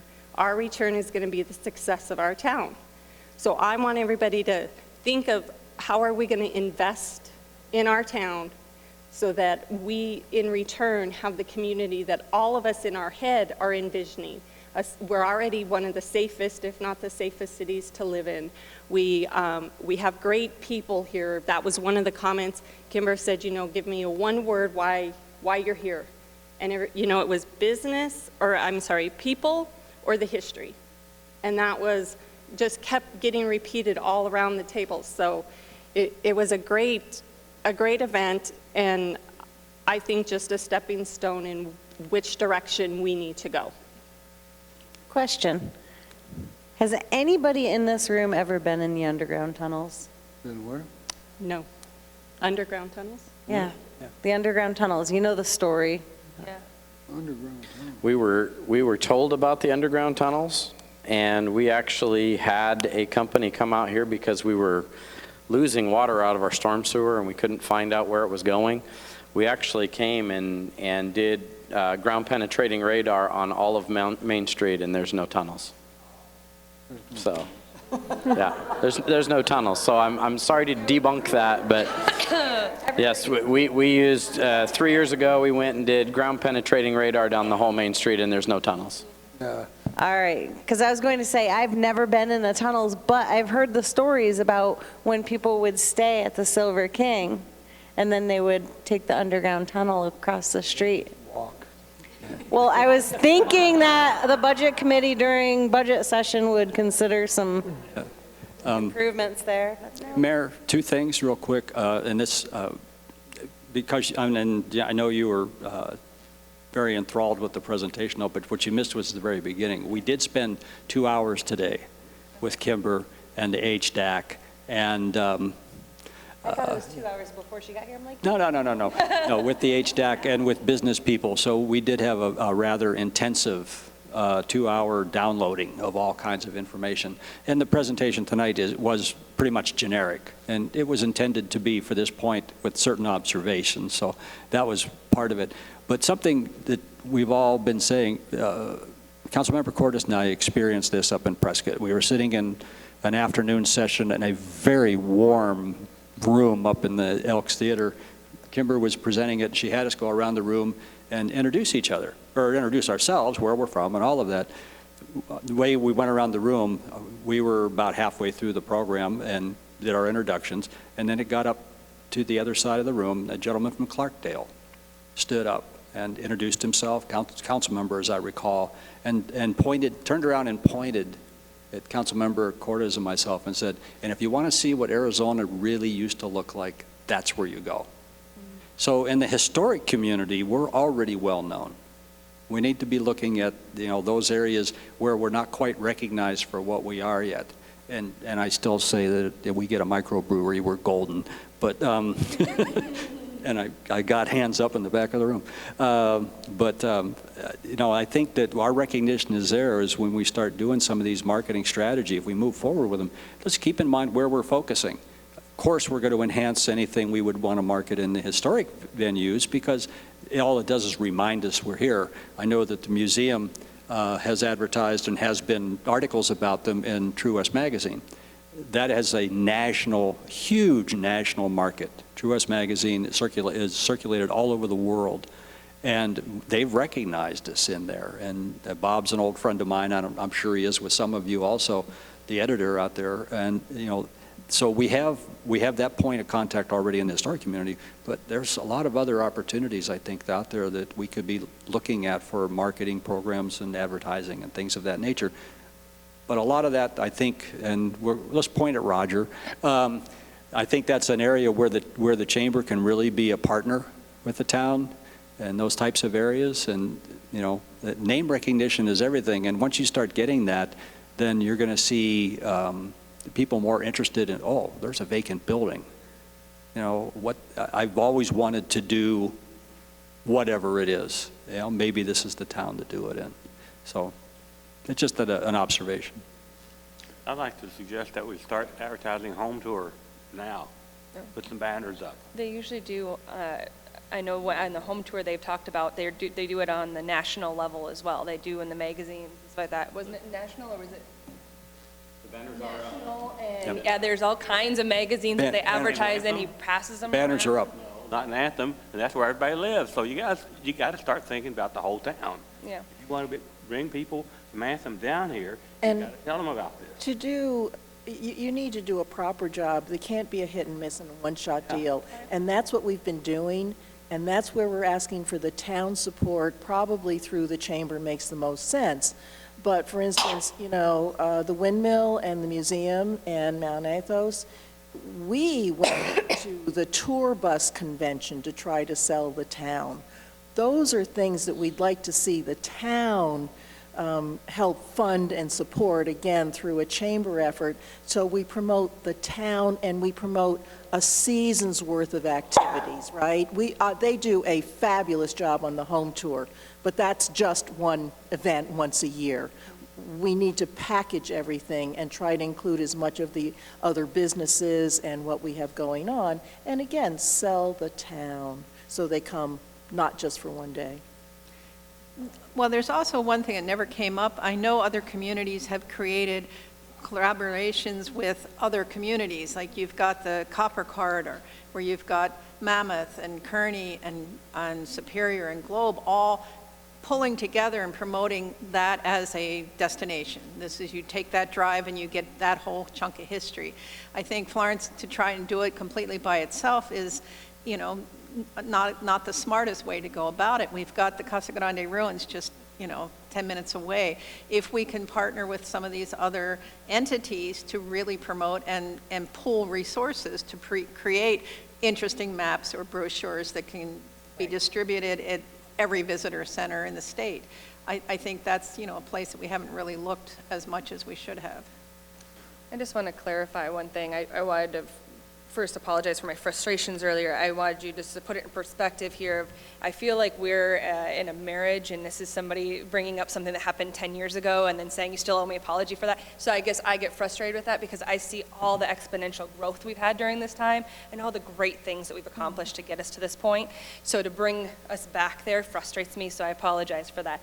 But I also wanted to point out, I mean, just the working relationships and corroboration about how we do have opportunities there, but also how far we've come with working with the chamber and getting our departments all on the same page. So I think that we are heading the right direction. Obviously, there's opportunities for growth, and I love the conversation Michelle's bringing up here about the branding and bringing us all together. I'd love to have the businesses involved in conversations like this. Like you said, that personal invitation, like we had done with when you talked about the sign code, how we personally invited those businesses to come out and participate. I love that idea. If we can do something like this on that scale, bringing them in, branding, yeah, that'd be great. That's going to happen. Love it. I motioned to down here where it says our work session after this. That's going to come. One of the other things that, I'm sorry, Brian, I know you were next, but I'm going to cut in front of you. One of the things, so when Kimber talked about the 5 different ways that they kind of look at how do we market your area, ours ended up being the 5th one. That what are we needing? What are we missing? So that they could market us and say, hey, look at this cool building. Wouldn't it be great for a brewery? Or if you're looking for a place to open a bakery, oh my gosh, here is this great building. So, you know, part of the purpose was for Kimber to come and help us figure out what way do we market ourselves right now so that we can become a destination place. As Bill talks about, you know, tourism. Well, tourism is a big deal. It's a lot of money, but how do we get the things here that would create that tourism for us? And that was one of the things that Kimber talked about, was that we need to fill in those areas that we're lacking. We've got a grocery store. You know, we've got a couple clothing stores. The things we don't have is more restaurants, entertainment, and things like that. But with the help of Kimber's company and them, or organization, is they can help us fill those gaps on top of what we're already doing ourselves to promote. They're almost a broader brush. They reach more people than we're probably going to ever be able to reach on our own. So I don't know, Kimber, if you want to talk just a little bit more about that and how that looks. Sure. So what you're referring to is our rural community profiles, and we have a partnership with USDA to develop different areas of the state. So far, Florence is not on the list, but it could be in the future. And those profiles we will have on the Entrepreneurs Opportunity page, which you're referring to, a searchable database.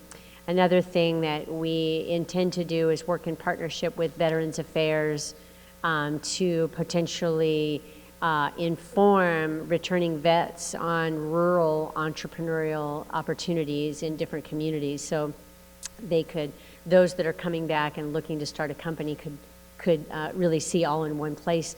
Some ideas that have already been vetted, we already know they'd be successful based on feedback from the community and measuring the actual leakage that's occurring in that community. So those would just be some examples of the types of things. We partner with chambers and support chambers. We partner with other different types of organizations to provide tools and resources. So an example today, one person said what we really need is a map that shows where all the businesses are. We have Small Wonders maps that do something very similar to that. We also run different marketing campaigns around the holidays and provide support so the chamber doesn't have to go out and get everything designed themselves. So it would take a partnership. We'd have to discuss, you know, what kind of investment the town wants to make and what we could deliver for that. So there'd be a lot up in the air, but those are all examples of things we're doing in other rural communities. So you mentioned the list, and I apologize. Go ahead. Oh, I just wanted to highlight on something that Councilwoman Larson brought up and how important the change has occurred. over the last few years, one of those partnerships that's absolutely critical to assist any community is that partnership with your Chamber of Commerce.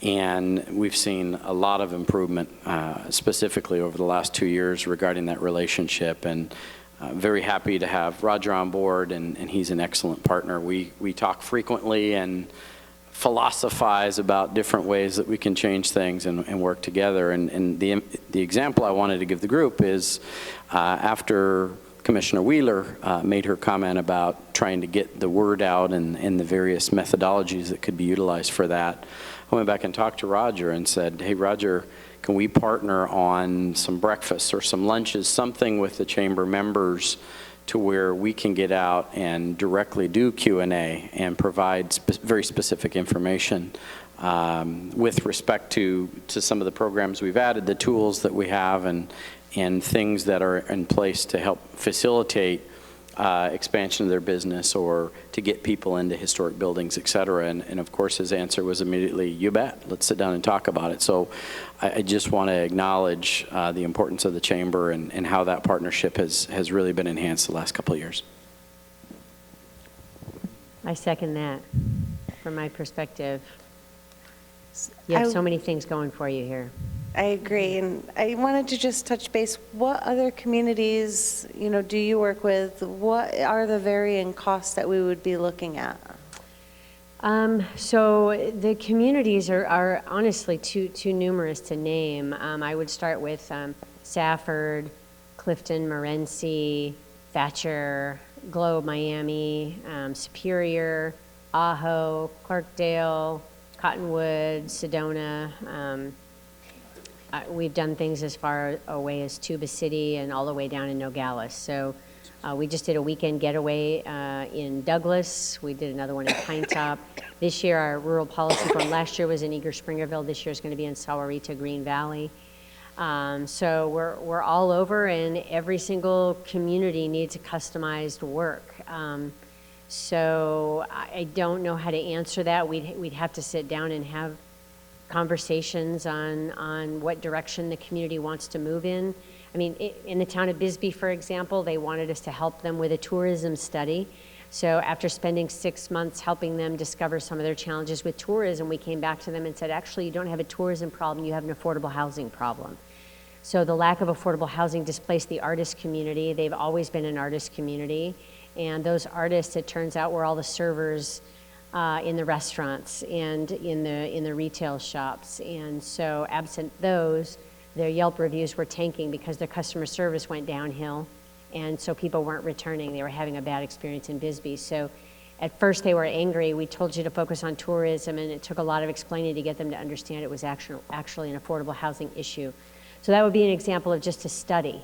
We do a wide variety of work, and it would certainly take a little bit to explore what the community would want here, and then we could put together a ledger of what that would look like.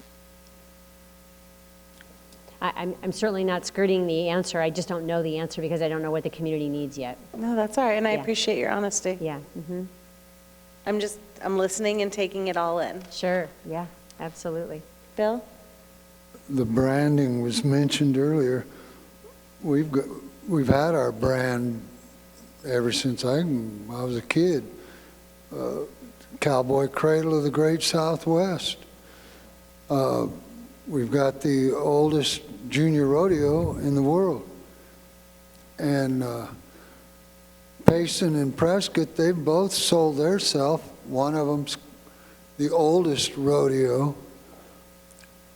adult rodeo in Arizona, and the other one is the oldest continual rodeo. They use that. I mean, that's why they promoted themselves. Tombstone, Town Too Tough to Die. Scottsdale, the West's most western town. And it really wasn't western when they started that, but boy, it brought the tourists in from all over the world. And like I say, I think we need to promote our history, and we've already got the brand. I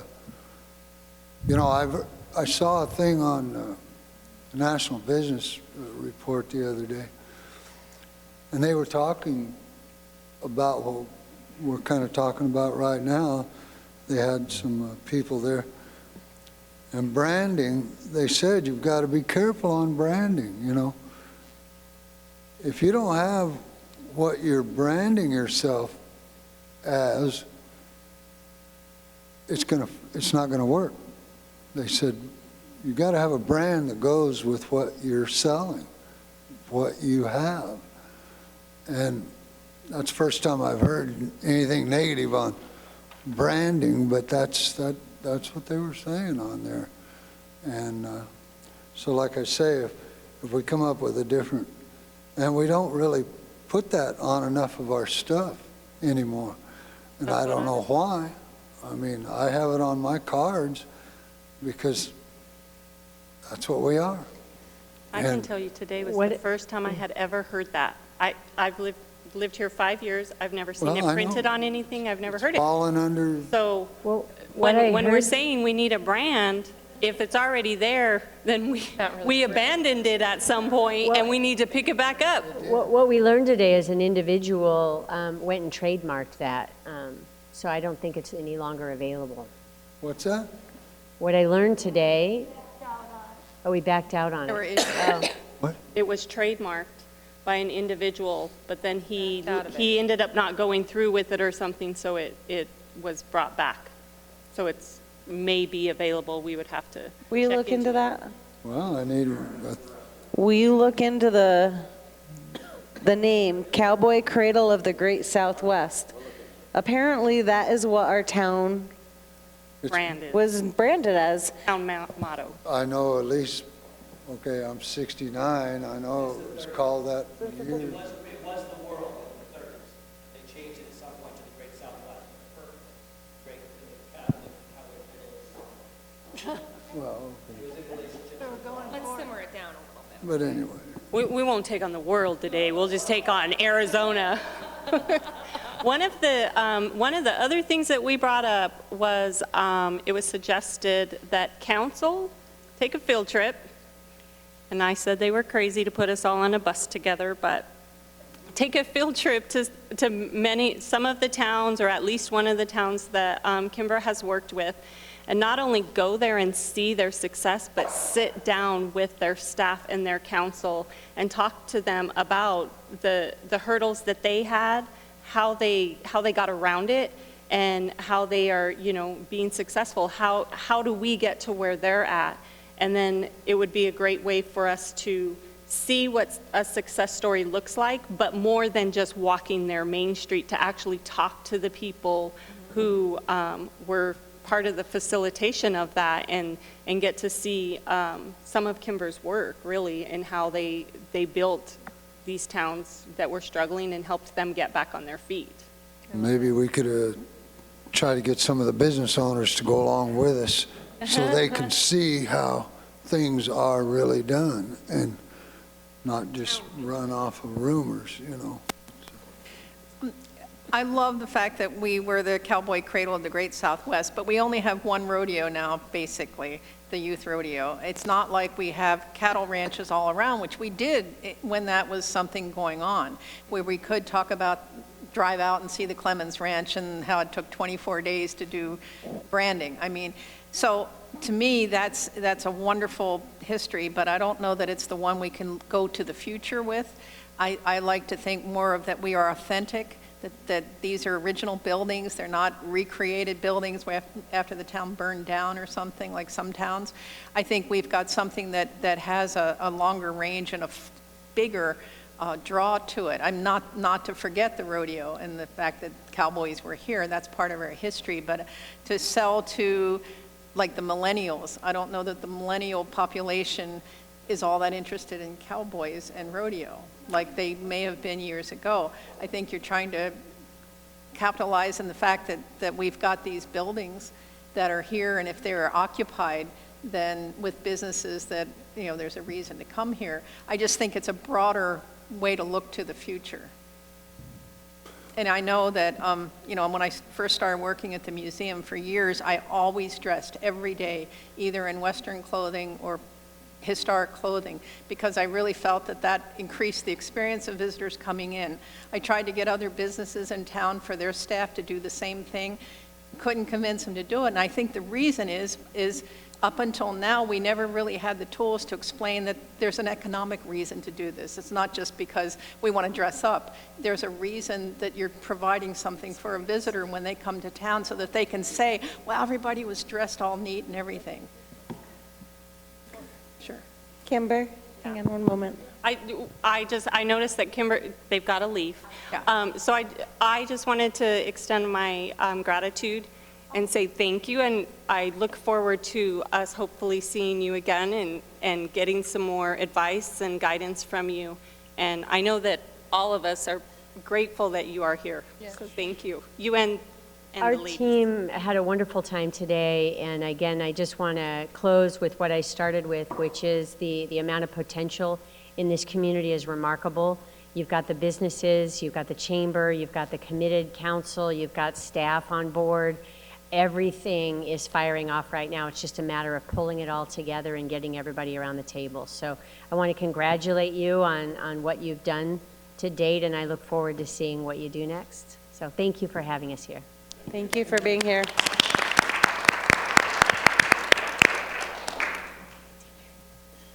Commissioners are...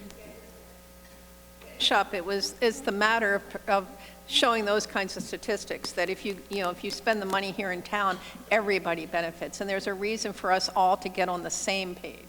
The businesses, all the businesses, the town folk, the commission, the council, everybody with the same vision, all working towards the same goal, because it doesn't work if one person has one idea and another has a different idea.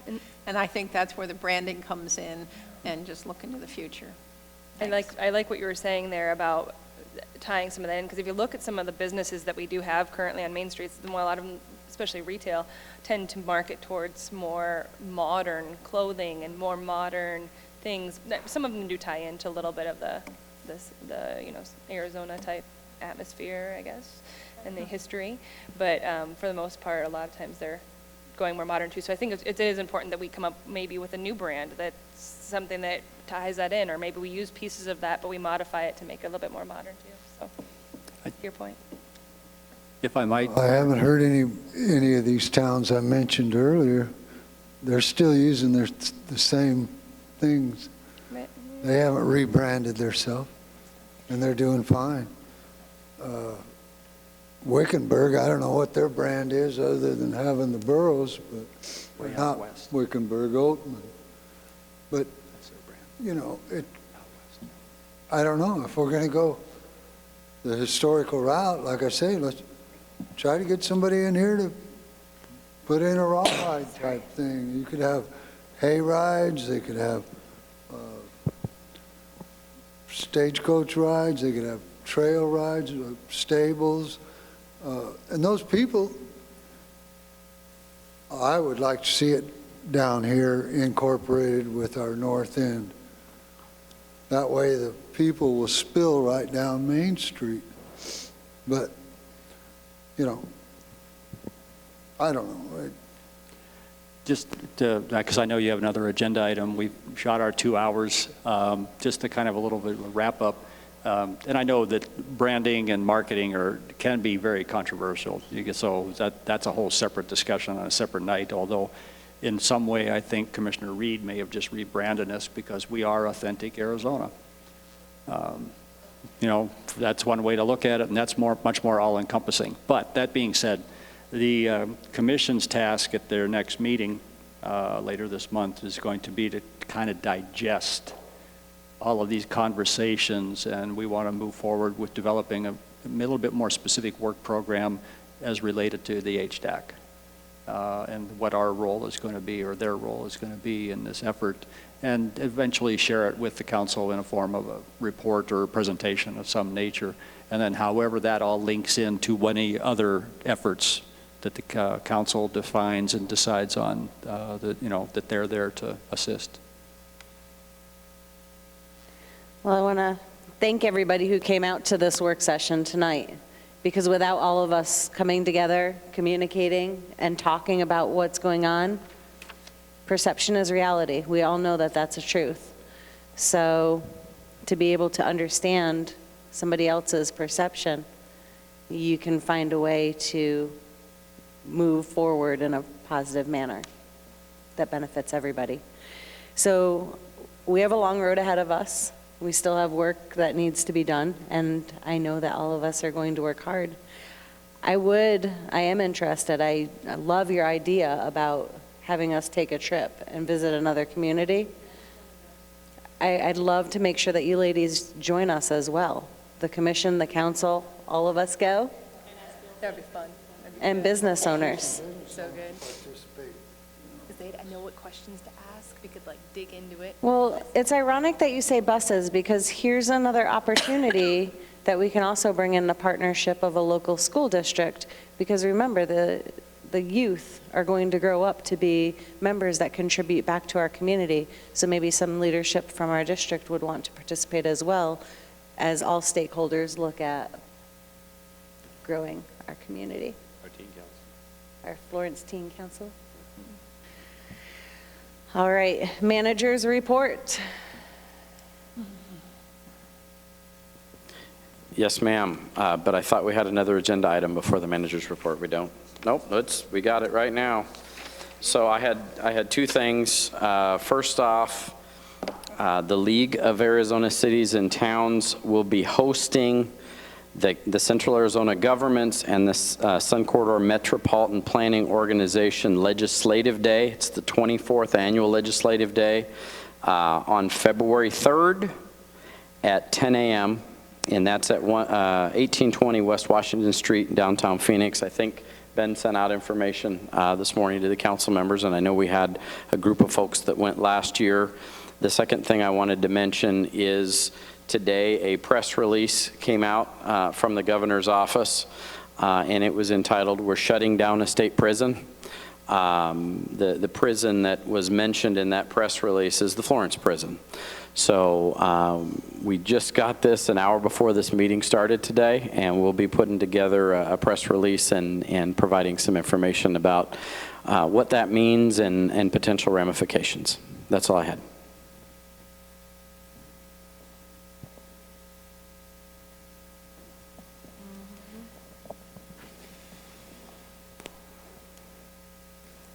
Sorry, I wanted to pause after that because we had known about that, but that just very much bothers me, especially the fact that there was no prior communication prior to that press release coming out.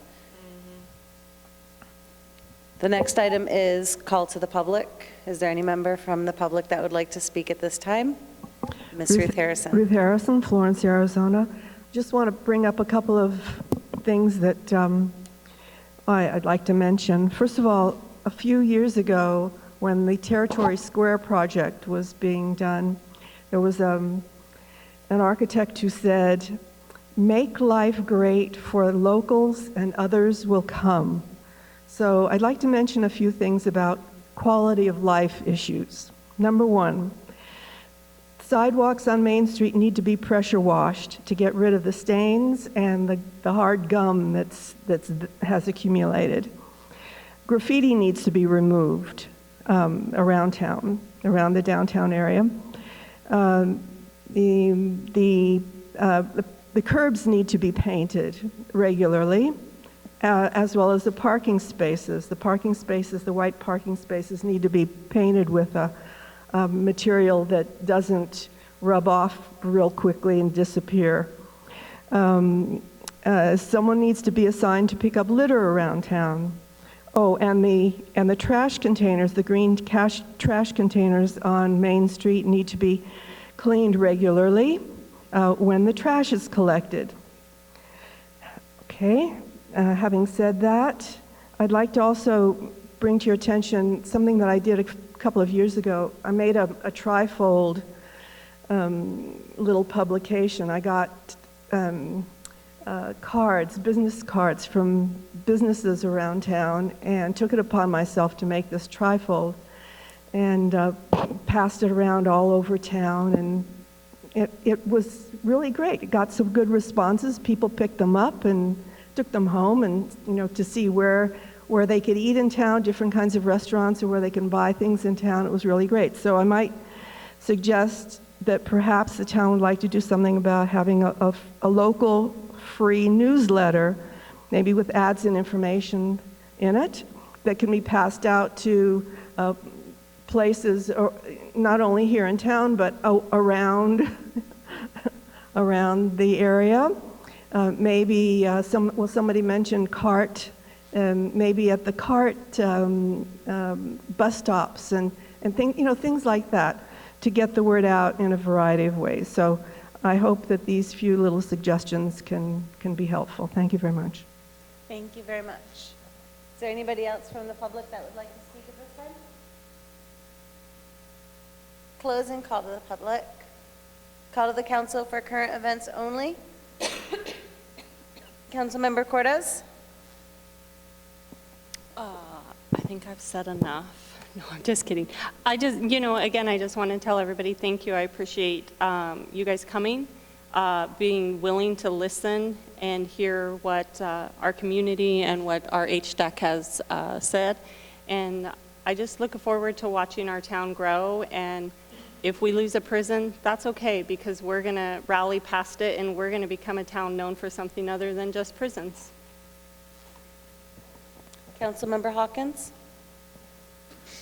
I'd just like to, whoever was responsible for it, if it's the promoters on the music festival coming up, or if it was us, or I don't know who did it, but that's really a nice sign over there where the prison arts and crafts used to be. Man, you can't miss it. You know, that is great exposure and notifying people of what's coming up. And we are adding more events all the time, which I'm really glad about. But anyway, I think we're going in the right direction. We're improving. But there are things that we need to address also, apparently, with the business community, because the last thing we need are businesses telling new businesses, oh, you don't want to come to Florence.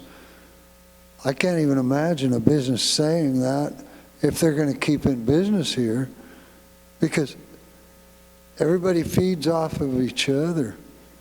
So, you know, they should be helping promote the town right along with us, you know, to be telling new investors, oh, you don't want to invest in Florence.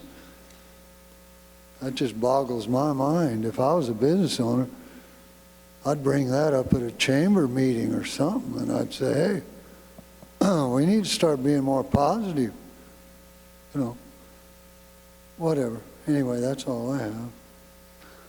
Councilmember Larson? I really appreciate meetings like this where we can sort of speak more candidly and interact in a way that we can have true growth here. And I really do appreciate all the feedback that you guys have given, and I love some of the great ideas that you've brought, Michelle. So I really appreciate you helping facilitate all of this. Just, you know, going back to that same notion is that one of the things that when I first got in council, I feel like it was really bad then, and we've really helped to overcome this, is this negative perception of the town. And so I go back to the mantra of, you know, if you have nothing good to say, don't say anything at all. And so, you know, if you want to say something constructive, let's move forward, let's help. And I'm so proud of the growth that has gotten us to this point. So I think that, like you had said, Councilmember Hawkins, that we're on the right track. We have really worked with our partnerships and working with all these different organizations, whether it be music festivals or chambers. So I think that, you know, there's a whole host of them that I could go down the list of, but that have gotten us to this point, not to mention some of the policy updates but I really want to hone in on some of those tangible items that we can fix to get us moving forward more, and also that communication. You know, there is so many opportunities, whether you're talking about signs and talking about just the general public or working with those business owners directly. So if there's opportunities there, let's take them, let's do it. So I'm really proud of where we are, where we've gotten to get to this point, where we are and where we can move forward. So thank you so much for helping. Vice Mayor Anderson? Well, I want to thank Councilmember Cortez for sponsoring this tonight, and Larry. okay, and the HDAC committee, and for all the work that you do, not just tonight, but, every day. But also want to invite everybody to the groundbreaking Wednesday for the new building, Pinal County building down on Florence Street, I think it's called. The county has brought 2 new buildings for approval. The other building will be over in the complex, and it'll be attached to the courthouse over there. So the county's helping us grow, and we want to thank them for that. The other thing this thing about the prisons is sort of shocking to all of us, but I'd like to make lemonade out of lemons. Look what happened to Alcatraz. It turned out to be one of the biggest tourist attractions in San Francisco. Boy, you talking about a historical site. If we can somehow lay our hands on that, we would have a huge historical site. So let's start thinking about that and see what we can do. Let's see. That's, I guess, all I have right now. Thank you. I love that. I actually wrote down prisons repurposed business incubator, but I really like yours about the tourist. I was very frustrated at the governor's news an hour before the meeting, so, in the back of my head, that tone might have been there. I appreciate this meeting, everybody coming together. I also wanted to share, I'm going to pass this along to all the members of HDAC as well as our council and staff, but when we work with the Arizona League of Cities and Towns and we branch out to other organizations that help our community, it's beneficial. Today we got notice from the Arizona Heritage Alliance regarding the proposing legislation that will appropriate $10 million to the state's Heritage Fund to support local, regional, and state parks, trails, and historic preservation. This was also a league resolution that was adopted at the conference that we attended this past August. Now, the Alliance is circulating a letter for the mayors to sign in support of the state funding request. I had signed that, and I just wanted to also share that information so we can communicate support as a community to appropriate that funding, especially with the recent announcement from Governor Ducey with the large amount of money that they have set aside, millions, and what they want to do with it, and how the lawmakers are all saying, well, I want this project and I want that project. We really need to start reinvesting back into projects that were taken away long ago. So that being said, yes. Oh, I'm not done yet. I love John's like, budget committee, please. So we are planning along that lines with our budget. I want to announce the 2 members on our council that will move forward as our budget committee in this session, Vice Mayor John Anderson and Council Member Cortez. So I don't believe I had anything else to announce, but we do have a meeting next Monday in case I did. I meant to announce this last meeting, and I did not. We have another agenda item. Does anybody need a break before we jump into that for a few minutes?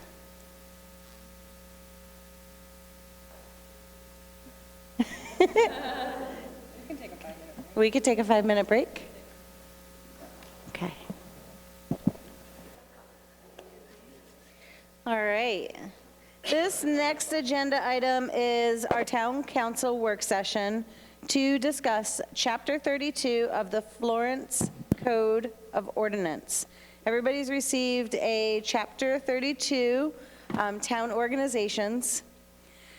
Probably over the past 2-3 months, Lisa Garcia and I have been having extensive conversations regarding the need to revitalize some of our boards and commissions. What that looks like is adding to some of them as well as revising what some of them are. So at this time, Lisa, I just want to tag you in and have you share some of the conversations and see where council wants to go as a whole. So before we begin doing a lot of work, because what we have is we have all of the boards and commissions have been created by ordinance. So we have to rewrite the ordinances, restructure them, have 2 readings, And so one of the things we were looking at a couple of areas. One, you have a very active HDAC commission. We're not recommending any changes there. You have a very active Planning and Zoning Commission. We're not recommending any changes there. When you come down to Brian's area, community development, you might not know, or community services, you might not know, but he has 3 different boards that serve. So we have the Library Advisory Board, we have the Parks and Recreation Board, and we have the Art and Cultures Board. We do have openings at this time, and prior to doing any appointments of those people, we wanted to sit down and have a conversation to see if council felt there would be any importance to consolidating the boards so that they could share one vision and one set of priorities, so that if they were working on a parks issue, it would also be an issue that the library wanted to sponsor. Or if they were doing art, then the library and the parks would also have a component. So we kind of have a more unified approach. And it would be easier for staff to have one larger board. So we're not saying we want to have a 5-member board to be able to do that. We're thinking we would grow that to a 9-member board. And we're thinking that we would do 2 alternates. So there would be 11 that would be participating. And we're also saying that that should be a working board. A lot of our boards are working boards. They get out into the field. They help Brian's team go through and plan events and be just really great volunteers and services.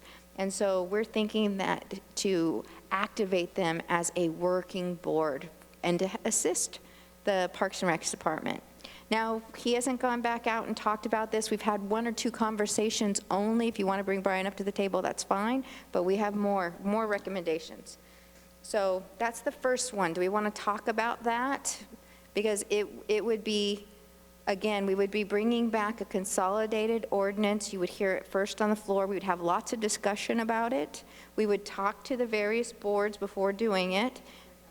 No, remember that these are council advisory boards. So everything we do is we do it for council and for staff. And so that is our first step. Our first step is to come to you, say, how do you feel about us restructuring your boards? As your clerk, I do need to tell you 2 things. I never believe in having meetings to create minutes.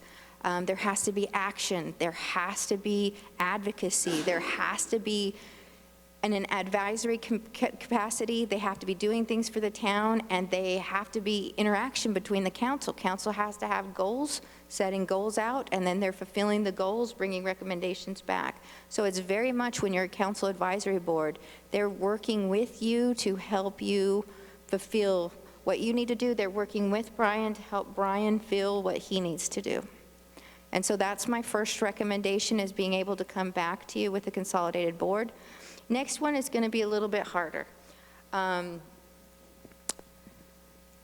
of Florence has a very active and very successful Florence Teen Council. Love the name Florence Teen Council, think it's awesome, love the programming that they're doing. There's a lot of kids who believe in the program. When the council created a youth commission, it didn't have the same feeling. So what we're thinking about doing is getting rid of the open meeting law, not having the youth commission in the code, not having the youth commission be appointed by council. We're thinking about developing a true leadership program within the Florence Teen Council. So we could go through and allow them to have their elected officials, and so they would elect themselves right now it's October.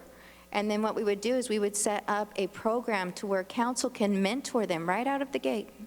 And we can have that be like on every other month that we have them doing something with leadership. I'd also like to work with the school to make sure that if we have sophomores, that they're the first choice of going to Hobie. Hobie is a leadership through ASU. I'd also like to work with the school to make sure if we have juniors that they're going to Boys or Girls State. I mean, if we're going to do a leadership program, let's do it. I mean, we didn't create the Florence Youth Council because we wanted to have a youth council. We created it because we want to develop leaders in our youth. I just wanted to clarify this for everybody because I'm not sure it was clear. So instead of council appointing a youth commission, They would elect their own officers, and their officers would be the commission. So it'd be like a youth advisory council, because I know right now what they run into is when we have a meeting, it is very hard for them to understand or follow the open meeting laws and the structure of a meeting, and so I end up, if I'm not there, it's very difficult. Ryan can attest that if I'm not there to say, okay, well, can't talk about that, or, oh, okay, this is what we need to stay on track with this, or, okay, now you say this, and then you say that. Like, I have to facilitate what's going on, which is all fine and dandy. It's an education process for them, but it's losing the purpose. They come up with these brilliant ideas, but they're not able to speak about them because of the open meeting law, and they don't have it agendized. So they need that flexibility. They need the ability to grow in their meetings. So I think doing this type of a program would add a lot of benefit to them and give them more of the purpose of what the intention behind the commission was.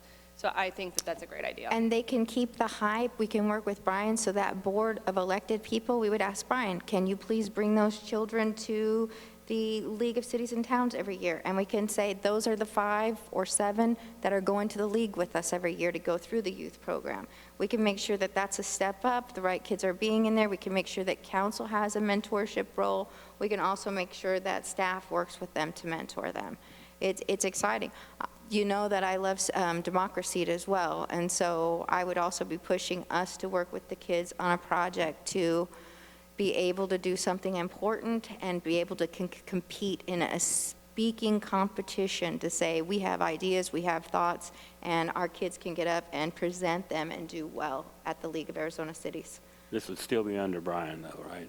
Oh, yes, Brian's awesome with kids, and definitely we would not want to move that from up under Brian. But he would need all of our assistance in mentoring them, so he would invite us to be with him as part of the table. By combining all these groups under Brian, would we have more than one person from council that would be their council facilitator? Mayor could point to them. That would be great. We definitely want to be able to have a working group, and so if there's 2, that would be awesome. You're talking about liaisons? Yeah, that would be awesome. And think about it too, because Brian would then have a team to help him put together these meetings. He would have different people come in and speak on different topics, but the board would still be voting on all matters. So the art people wouldn't just have art, the parks wouldn't just have parks, and then different people in the library. It'd be very consistent, because when Brian presented, it'd be the same group, so they would have an overall feeling of unity. You want to add anything since? And this is just our concept, so we can begin working on it. I'll just add that I see a lot of overlap already between arts, parks, library, and so I think I think we could be more efficient, and I think that we'd get a better group who might be more committed to it as a whole, as opposed to several different pieces who only meet quarterly, from time to time, and so I definitely think we'd eliminate some of the overlap.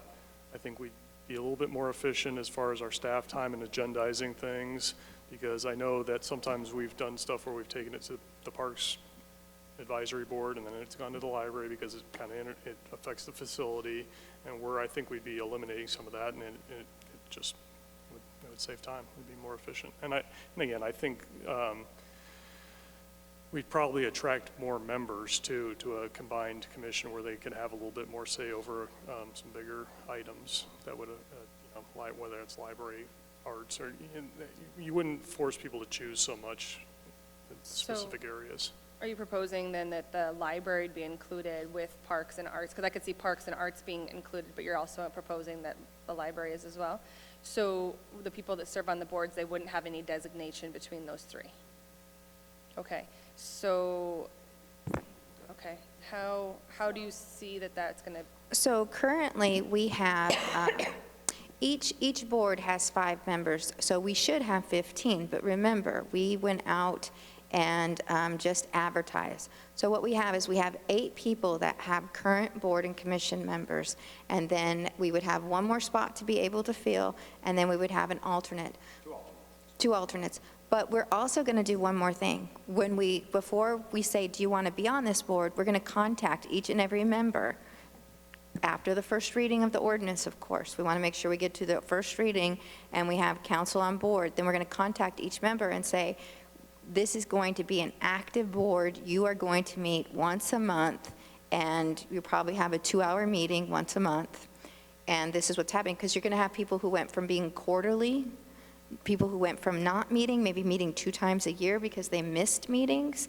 And so really having to give them a chance to say, we're gearing up, we're going to do great things in the park department, we have all these plans, we need an active board to go forward with this. And so anybody who wants to, anybody who doesn't want to have that commitment, they would be allowed to resign. And then we would still go through and accept applications. Remember, during the application process, there's a section in the code that states if you have more than one applicant, then the mayor will appoint someone from the council, which would be the liaison typically to the board, and the director, as well as the chair of one of those boards. Maybe we have all 3 chairs if they're still on it, serve, and we would actually go out and do interviews, and then they would be coming back to you with recommendations. One of the things we want to get away from is warm body means you get to have a seat on a board or commission. We want active people who are willing to participate, willing to attend meetings, willing to show up at our special events, willing to participate, willing to come back and have a talk at the table to say, how can we improve it next time? I mean, this is what all it should be to be a board and commission member. So I have a question or maybe a proposal. Our board members have to live within the town limits. Would we be willing to allow an expansion of that? Because I think that we miss some great additions to our boards by not allowing people who live in Cactus Forest or who live in like Wild Horse Estates. They're in the town of Florence. They're just not in the town limits. I get why to be on council you need to be in the town limits, but to me a board, especially when we're talking about arts and stuff like that, some of our best artists live in Cactus Forest and have a lot to offer. So I'm wondering if we could maybe take a consideration of allowing them to not have to live in the town limits, but expand it to within a certain distance of the town so that we don't have people, you know, from... We can write an ordinance. Ordinance sets the rules, guys, and you guys pass the ordinances. So where the IDA is concerned, we're allowed to have members outside the community. Where the boards of appeals are concerned, we're allowed to have members outside the community. The Historic District Advisory Commission, we're allowed to have 3 members that live outside of the historic district. So it's really based on what you guys want to do. If you want to say a certain percentage of people can be outside of the district or outside of the town, we can do that. Brian and I have met and we have talked and we plan on having categories. Brian would like to have an artist. Brian would like to have a musician, somebody who's involved in Little League or other youth sports activities. So he's creating, and we will have a list of what Brian thinks should be the future of this board, and it'll come before you. If you want to say 3 of the 9 members don't have to reside inside the town of Florence city limits, we can do that. We can like sort of have soft preferences, I guess. Yeah. Yeah, okay. Yeah. And yeah, so I guess I originally was like, no way. Just so like mentally because, but I do like the idea if you have that preference or if you have a guideline to it, that makes it more tangible, I guess. My fear was that, or my thought was that if we had all these people from outside the community sort of overtake the Florence, you know, as far as losing the authenticity, losing. But they're not from outside of the community.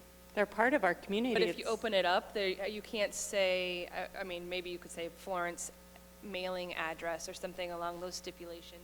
But even then, I think that that's a stepping stone. So I guess I understand and can recognize having a certain percentage or having 1 or 2 members from outside the community, but I still would like to keep the authenticity with local people serving on local boards.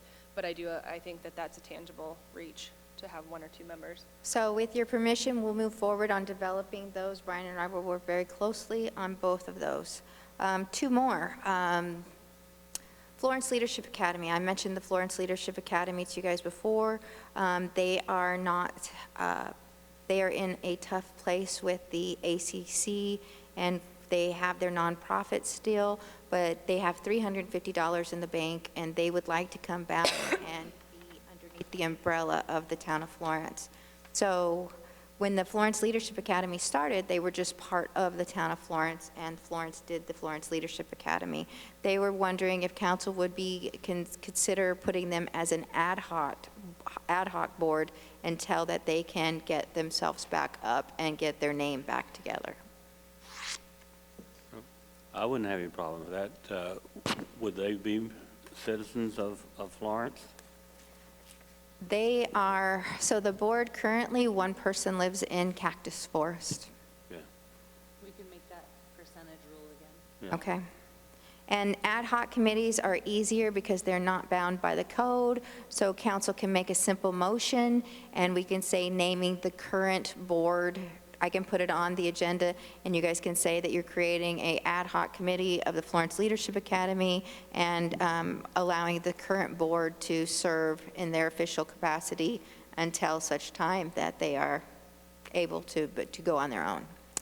Last one is Ben, Jen, and I have been working as your strategic plan liaisons, and as such, we have gotten back together your guys' champions, which was called the The Blue Ribbon Committee, but it was the Citizens Advisory Committee.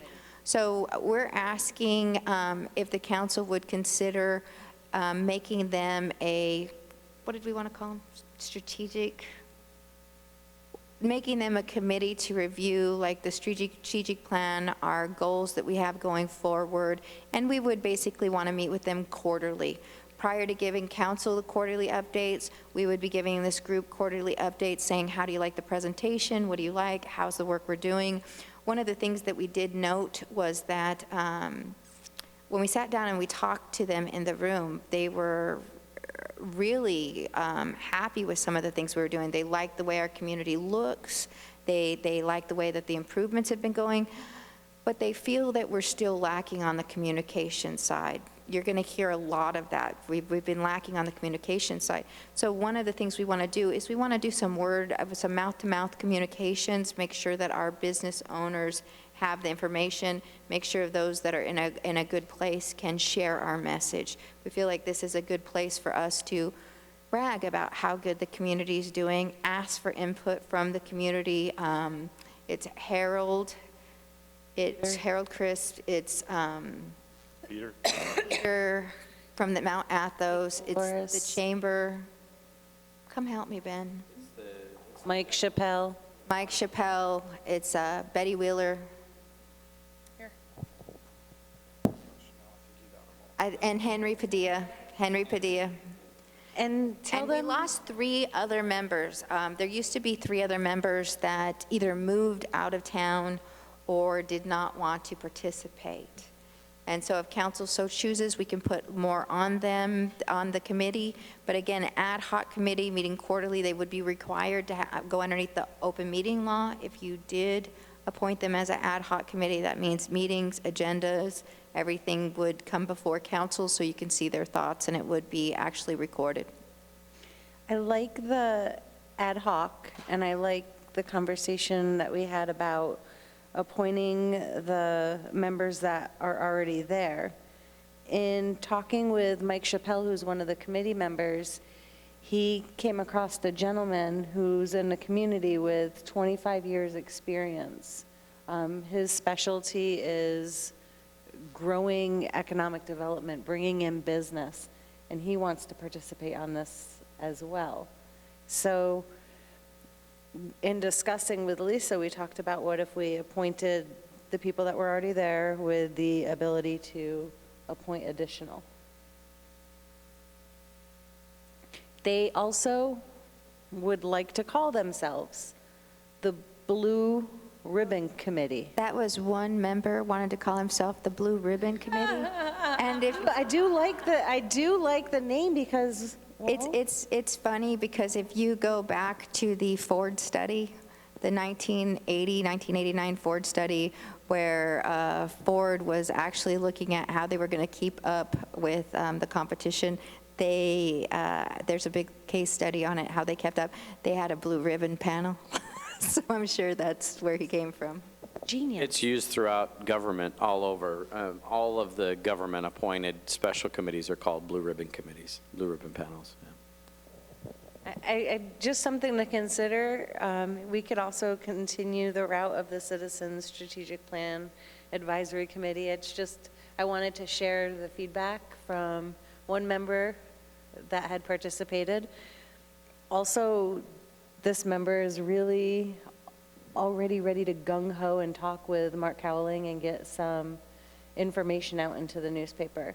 One thing I would ask is that we just go through the PIO whenever we do that, and if we're giving permission of anyone to sit with the newspaper, I would ask that Mr. Ben Bitter be present, because I want to make sure it's the town's message that's out there. No, absolutely, but I just wanted to give them the reference point. If you guys saw the newspaper article 2 weeks ago, where the 3 gentlemen go into the prisons and they work with the inmates, that's one of the members on the committee.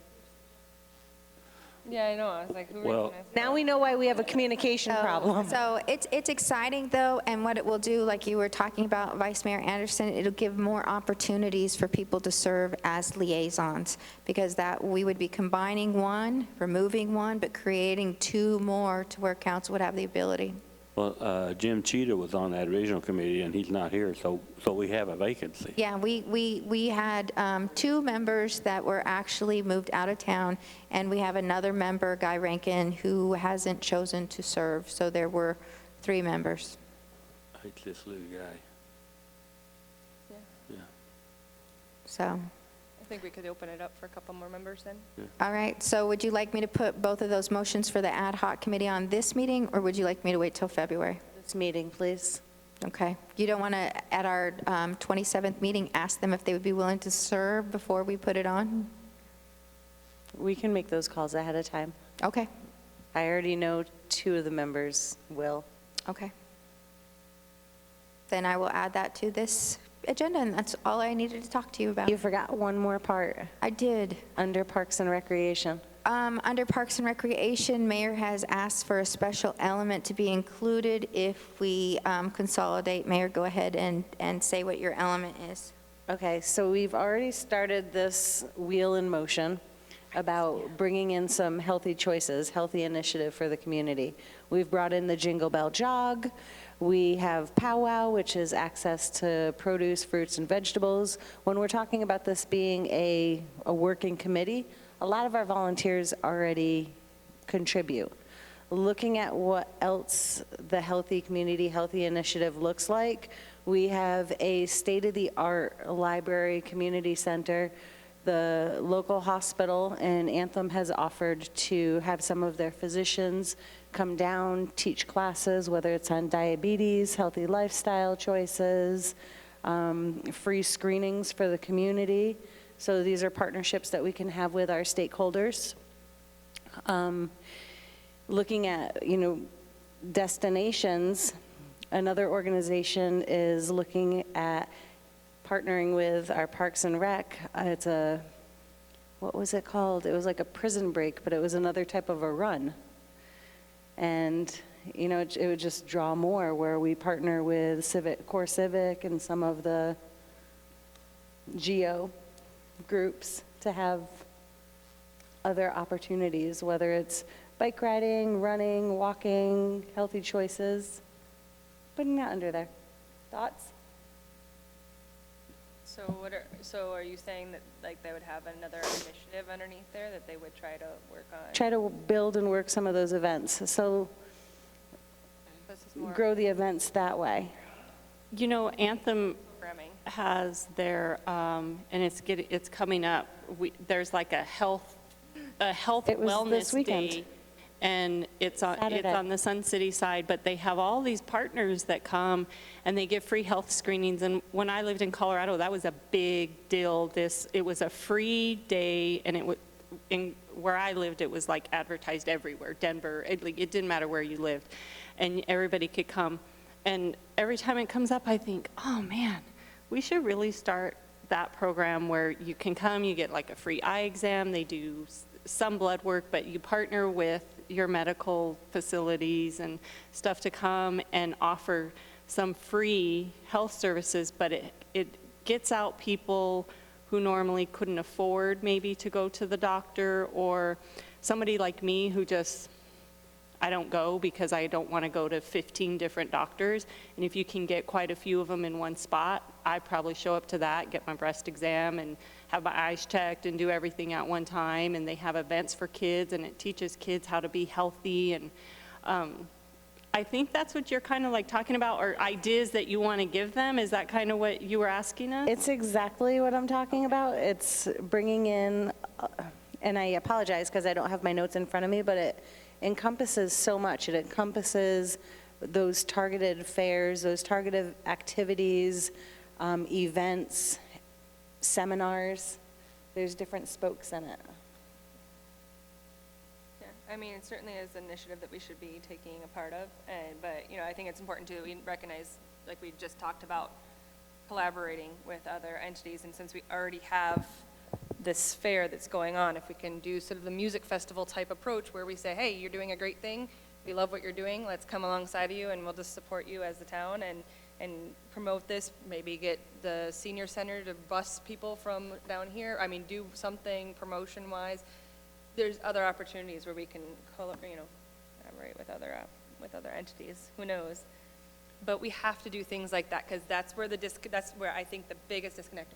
When we're talking about sending flyers and all these other things, we send them to 85132. That's not just Florence people who get all of our programming. So if we can do things like that where we already have something, a wheel in motion in Florence, whether it's us or not, and come alongside them, that'd be great. So yeah, all for it. And so when we appoint the ad hoc committees, just note that 2 rules won't apply. 1, they will not have to reside within the town of Florence city limits because it's not bound by code. It's just you appointing an ad hoc committee and you stating specifically what the members' names are. And the other thing is that within our code, it says that no one can serve on 1 or more board or commission. This is ad hoc, so we do have people that would be serving on 2 boards, and so it would not apply either because you'd be naming them by individual. Okay. All right. If there's nothing further, work session done. We've already had our calls. Have a great night.